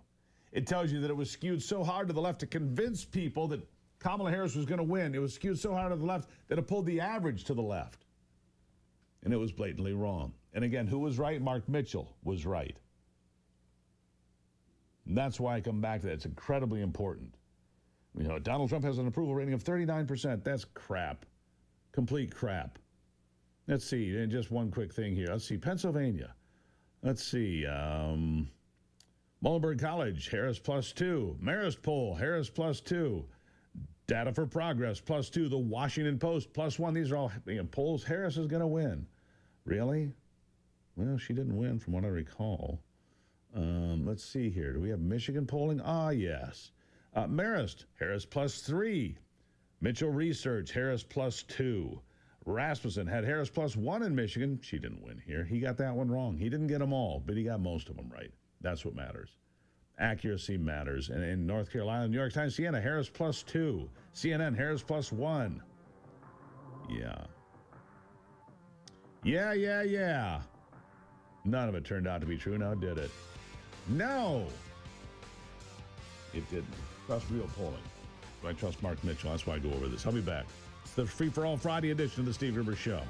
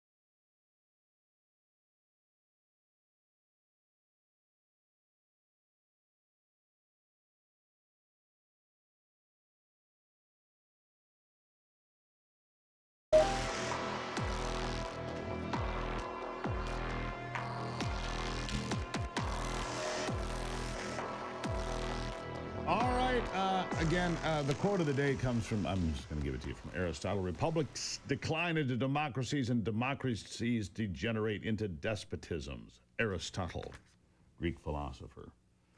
My next guest has a favorite from Shakespeare. We cannot share it with you, however. All right, it's the best-looking guy in showbiz today, and he's an attorney, too. Steve Doolin, everybody. There he is. Hello, Doolin. Hello, Gruber. How are you? You can't share your Shakespeare quote. It's one I stole from Robin Williams, and it's a little profane, so yeah, sure. That's all right. I've got to ask you, I want to get to this. Democrats always looking for gun control because they have nothing else to talk about except to insult Donald Trump and the people that voted for him. Other than that, they don't have a lot to deal with right now.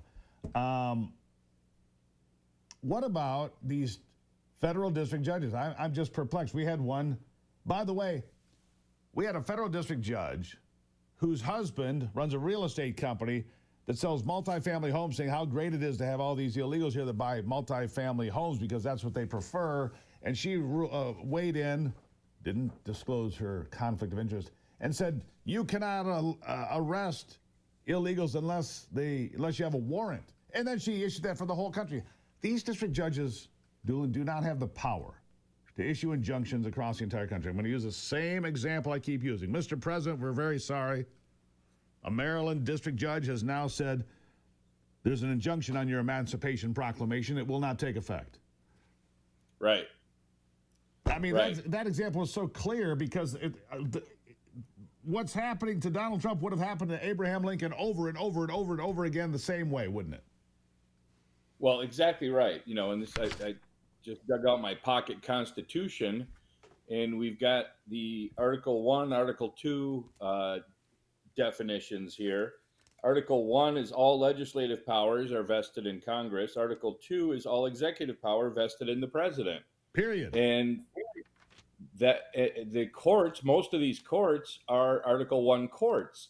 The only court that's mentioned in the Constitution is the Supreme Court.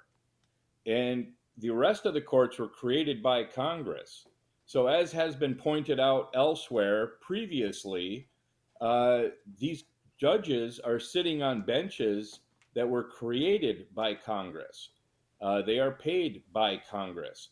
And if Congress agrees that they're getting out of hand in overextending their jurisdiction, then the entire court could be eliminated. Their job could be wiped out. And that is a proposed remedy that's been sort of bubbling in the blogosphere for a while now. If the Congress agrees with the president that these courts are completely out of control, they're making rulings that bind the entire federal government, and that certainly wasn't anticipated by the founders. The founders set up these courts to resolve disputes. And as long as the courts stay within their jurisdiction, they have that power. They can resolve disputes, meaning the parties before them. The court can resolve the dispute between the parties. And just because somebody sues the federal government somewhere doesn't mean that judge suddenly has power over the entire federal government. So goes the constitutional argument. And I believe that one's the stronger because of the development, the text, and the history of the Constitution. Exactly. So all right. So if the House comes in and says, look, you can't do these things, which, I think the House could do that today. They won't. They might even still be on break. I don't know. Where is Speaker Johnson? Where are the Republicans? Where are the people that are supposed to defend the agenda of this president? Because look, the same game can be, look, when I see a federal district judge in Louisiana a couple of days ago issue an injunction against the prohibition of paying Ivy League schools that have openly anti-Semitic events on their campuses. Louisiana? Which Ivy League school exactly is in Louisiana, Doolin? I don't remember one being there. Exactly. This is a perfect example of what I was just talking about with the parties before the court, right? We're not set up to have, the argument for this kind of thing is the so-called checks and balances argument, but that's not one of the checks and balances in the Constitution. where you can have a federal judge in Louisiana telling the executive branch what to do with funding for a school that's nowhere near that court's jurisdiction. I honestly think that's one of the weakest rulings I've seen yet from one of these since Trump was elected, district judges putting out injunctions. And the numbers are astounding too. If you look at the actual numbers of injunctions coming out of the federal district courts against the entire executive branch. Yeah, it's absolutely staggering. So people call it well, two other things. Constitutional crisis, judges are being arrested. That's right. The judge in Milwaukee, by the way, arrested for helping an illegal get out the side door and avoid arrest, has been relieved of all duty by the far-left Wisconsin Supreme Court. So all of a sudden, that's no longer a story. They shushed on that. But the left, it's a constitutional crisis if Donald Trump doesn't follow the orders of the court. I'm sorry, wasn't it Joe Biden that attempted to forgive student loan debt at the Supreme Court, said you can't do that? He said, I'm going to do it anyway. Exactly right. Bragged about it. But Donald, just your opinion. If Donald Trump were to ignore a federal district judge order, an injunction of any sort, is that a constitutional crisis or not?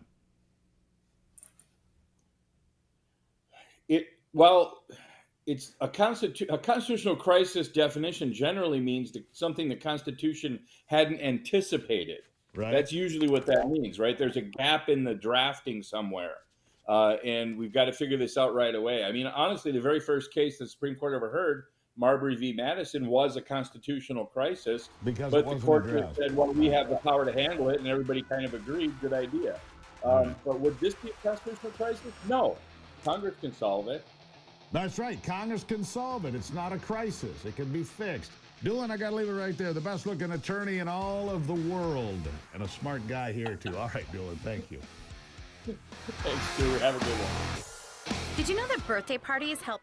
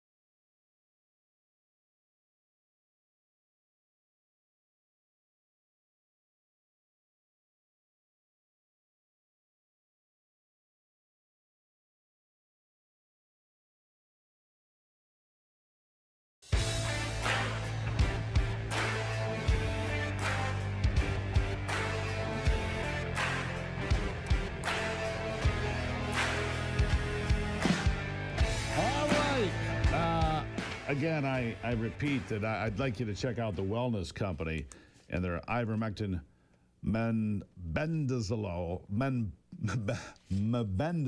I'll get that out. Easy for me to say. Mebendazole.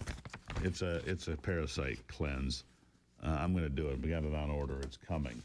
You'll want to do the same thing. Meanwhile, join me in Salt Lake in a couple of weeks. If you're a business leader and entrepreneur, this is the first ever men's only event packed with elite voices in business, leadership, and global strategy, built to give you the edge to dominate in life and business right now. Join Garrett White. I will. The unstoppable founder of Wake Up Warrior. He's taking the stage at the Man in the Arena Tour. It's your blueprint to build, lead, and conquer. To me, he's inspiring. He's got a bit of a foul mouth, but sometimes that's what men need to get their attention. Seats are going fast, so don't get left behind. There'll be 7,000 men there.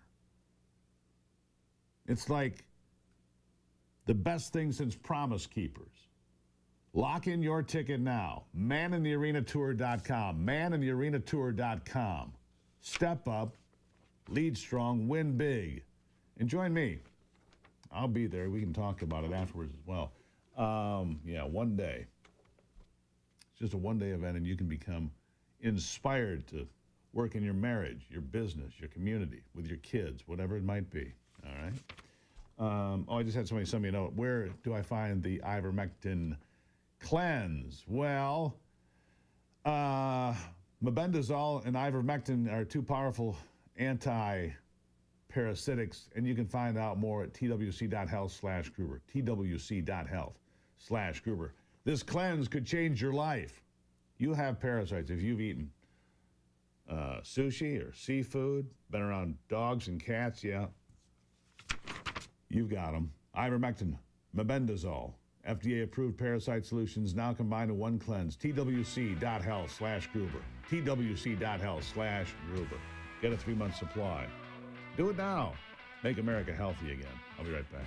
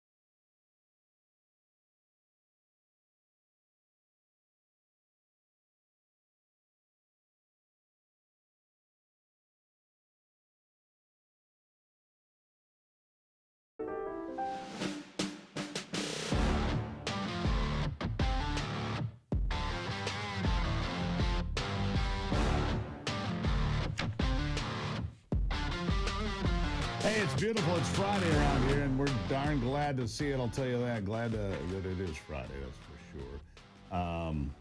Big week it has been, right? A big week it's been. Joining me now is State Representative Rochelle Smith. She represents District 43 here in the great state of Michigan. Lovely place. Rochelle, welcome to the program. Thanks, Steve. It's good to be on. Good to have you here. All right, tell folks, where is District 43 so they have a little bit of reference? Sure, it's Southwest Michigan, Allegan County, most of a portion of Berry County, Ottawa, and Eaton. All right, big chunk of real estate. Nice area, nice place to be. A package of bills has been put through, right, to enforce the elimination of sanctuary policies for cities and municipalities and elsewhere. I applaud you for doing it, though. I doubt it'll even get heard in the Senate. But tell me about these bills and the package you put together. Yeah, so essentially, these bills would restrict state shared revenue funding to communities and municipalities that are not cooperating with the federal order that we have for enforcing the illegals. So it's and it would be ending government programs, funding for housing for them. We shouldn't be covering money to fund illegal aliens here when we've got so many Michiganders that are struggling with their own personal finances, and here we're out handing out dollars for rent subsidies for them. So Michigan's our home. We need to do everything that we can to protect that. And House Republicans know that we have to do more to combat this problem that we have here with the illegal aliens. Yeah, it's an incredibly big problem, in fact. Not as big here as it is other places, but when you see facilities, and look, I get that operations like Bethany Christian Services, which I did a deep dive on a few years ago, this is a business plan for them. They get paid a tremendous amount of money to house people in this country illegally, hundreds of dollars per person per day. And trust me, it doesn't take very long for that money to add up into serious money that we're spending, that the federal government's spending. But my question is this: how do you get them to take it up in the Senate? How do you get there?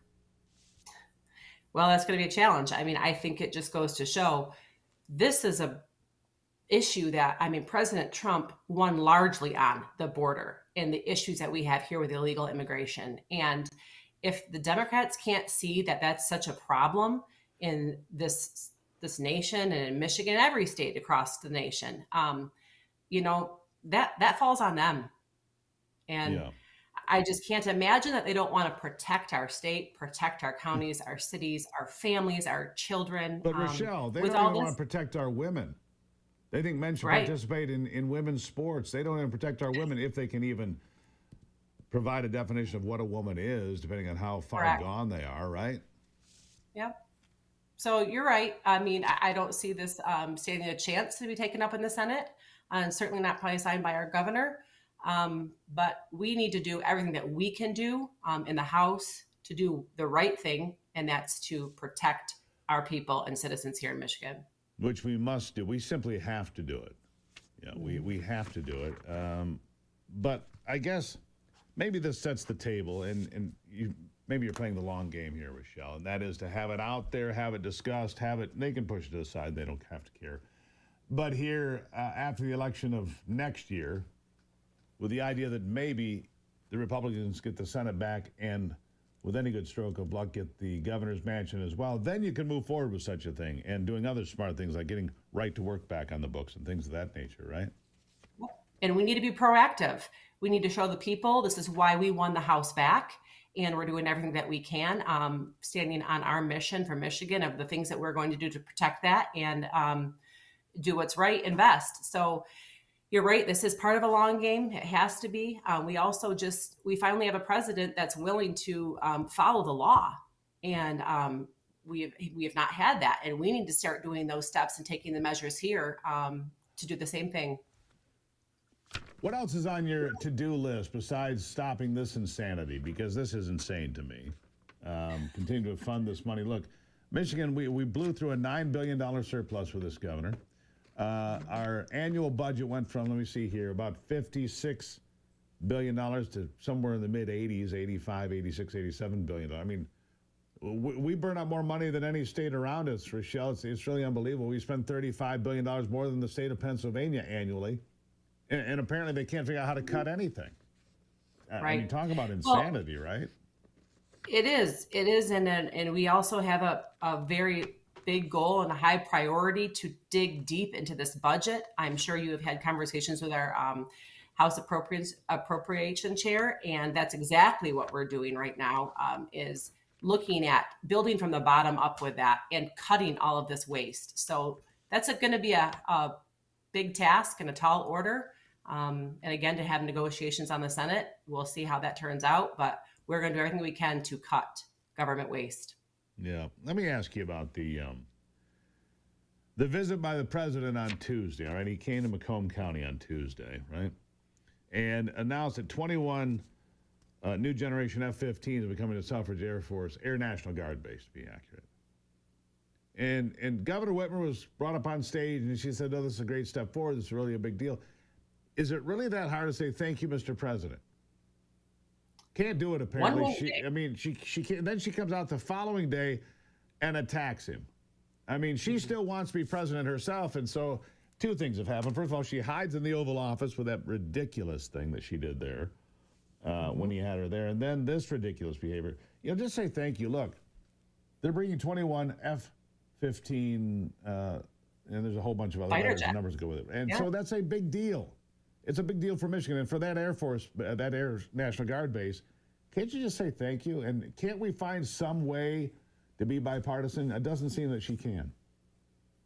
No, I think she certainly has been attacked very big by her base for being in the Oval Office and doing the things that she's doing. So I think she's trying to walk this fine line. But yeah, no, it's the audacity to not just express that thankfulness, and it's beyond me. So she certainly knows how to put on a good show, though, and do what she needs to do. Fair enough. I'm grateful that President Trump is working with us here. I appreciate him working with us here. Yeah, even with a terrible governor that we have. So he's looking beyond that. He sees the bigger picture. And say it with me. Thank you, Mr. President. See how easy that is? Yeah. Greatly appreciate it. Rochelle Smith, thank you for being here. Thanks for having me, Steve. Always appreciate it. All right.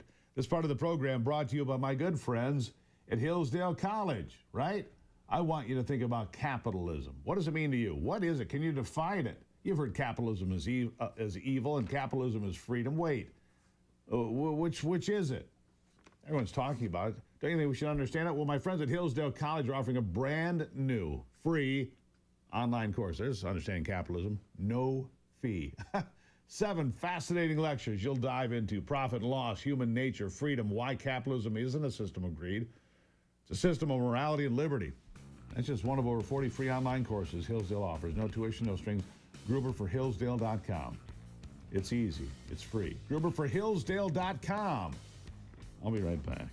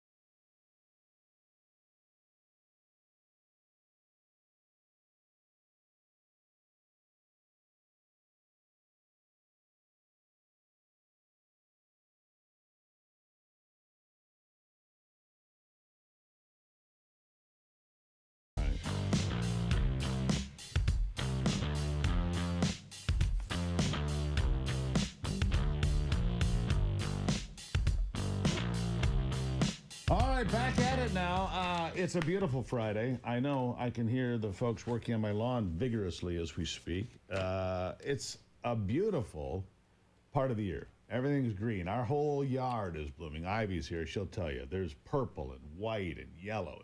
We have a gorgeous yard. There's no question about that. We inherited it when we bought it.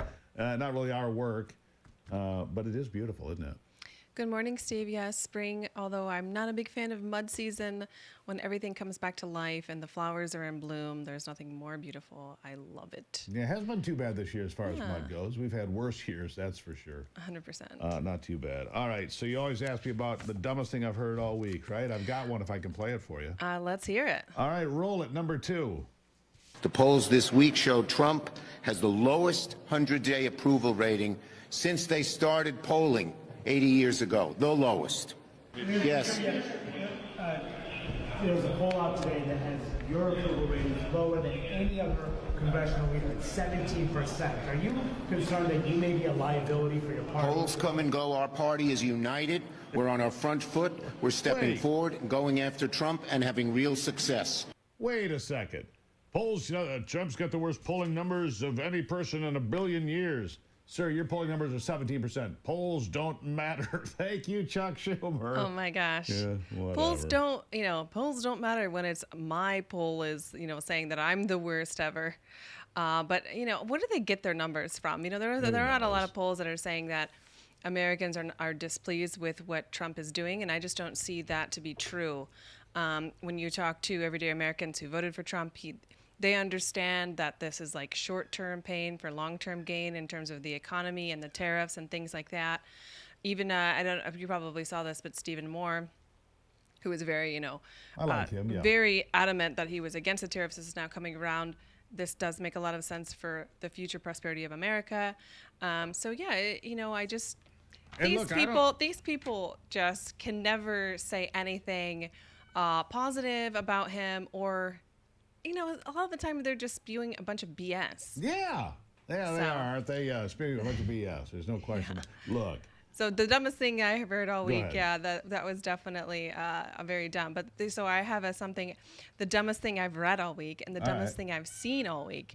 So there's, my goodness, the cat is trying to get my attention. So anyhow, I watched this video. I decided not to pull it to show our viewers, but so there's an incident at a four-way stop. Woman is road raging, mad at the person in front of her, gets out of her car, climbs on top of the person's car, pulls down her pants, craps all over the car. This is all on video. Where did this happen? Here in this country? No, it's here in America. The woman gets arrested. She has all sorts of counts, against her. Yeah, I would think. And I'm just like, how have people become so unhinged? I mean, who does that? Honestly, I think a lot of it has to do with social media. And I'm going to tell you that the desensitization of people by way of social media, saying things, attacking people, smearing people, ridiculing people, it's just awful. Smearing and attacking is a routine for people now. Uh-huh. And so by extension, to take it that one step further, but to jump on our car and crap on the windshield. Yeah, well, that wasn't their hood. Or whatever. Wherever it was just completely inappropriate. But I'm like, who in the world? Unbelievable. So it's the dumbest thing I've seen all week. I'm going to guess that the crapper was not a Trump supporter and the crappy might have been. Oh my gosh. Could that have been some sort of like the biological, the biohazard of that? Yeah. Would that be additional charges? No, I don't think so. Let me see if I can pull. What's it gonna do to the paint? I mean, Anthony, well, definitely needs to be coveted, cleaned immediately. Anthony has a couple loves in his life, but in the top she was three, charged with indecent exposure, disorderly conduct, criminal mischief, harassment, and depositing waste on a highway. Right, depositing waste. But see, one of Anthony's top 3 loves is his S10 pickup truck, which is a very nice truck, by the way. It just happens to be a classic truck. Uh-huh. If somebody did that to him, I think Anthony would come completely unglued, because what does it do to the paint? Right. Right, Anthony? I mean, you would not be pleased with that. Yeah. He's like, I think anybody would be displeased with that. I Yeah, mean, for fair goodness sakes, get your emotions under control. Yeah. Holy Lord. Put it on a leash, kids. So I read this. This is an NPR. Thank you for that lovely story, by the way. Yeah, hello.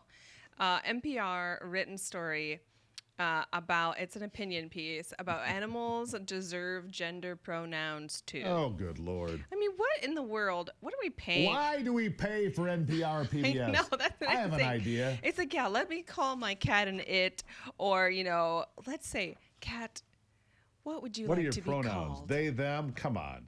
I mean, What is the mental health deficiency of a human being that has to have a pronoun for their pet to begin with? I mean, an adjusted pronoun. Yeah. Yeah. He did unreal, this. She did that. That's pretty much it. And she finally backed off after I threw the pen at the door over there. Hey. Yes, our cat demanding No, attention. that's your cat. She covets you. Another thing that I saw that was really positive is Walmart is created this initiative called Grown with US. They're supporting USA made products, so that's About time. They made that promise years ago. But we're unveiling. This is from the article. We're unveiling Growth with US, a new program designed to provide U.S. small business with training, mentorship, and resources they need to grow with Walmart. What a concept. First, we'll be announcing new commitment over the next 10 years. Walmart will spend an additional $350 billion on items made, grown, or assembled in the U.S. We estimate that this spend will support more than 750,000 new American jobs. So, hey, applause for Walmart for doing the right thing. Yeah, we'll see what happens. Walmart made that promise years ago and did not fulfill it. They were going to buy all this stuff, and you go to Walmart, what is it? It's Chinese junk. All right. Well, you wonder sometimes if the American appetite is just looking for the cheapest possible thing.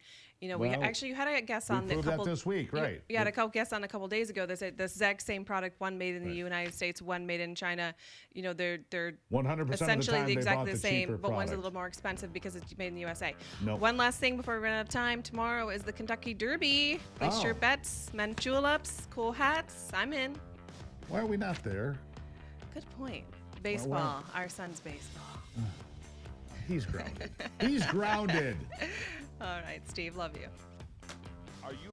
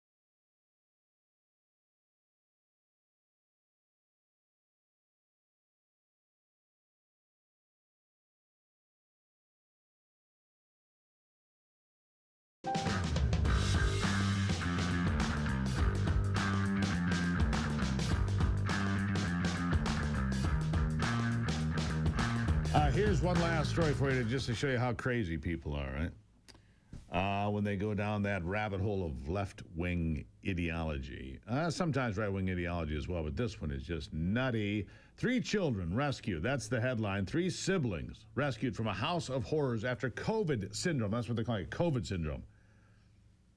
Parents had kept them locked inside the house since 2021. This is from the New York Post. 8-year-old twins and a 10-year-old finally freed from prison in Spain's northwest Monday after being locked inside the house since 2021. As soon as we got them outside, all 3 children began to breathe deeply as if they had never been outside before, and basically they hadn't been in years. The harrowing photos published by Spanish media showed the kids, who are German, emerging from the home wearing face masks. Immediately after stepping outside, the children appeared to be amazed and went to touch the grass. The children's parents, identified only as a 48-year-old German-American woman and her 53-year-old German husband, arrested, slapped with domestic violence and child abandonment charges, even though they were there. The parents suffering from COVID syndrome, forcing the family to live under strict lockdown conditions for years.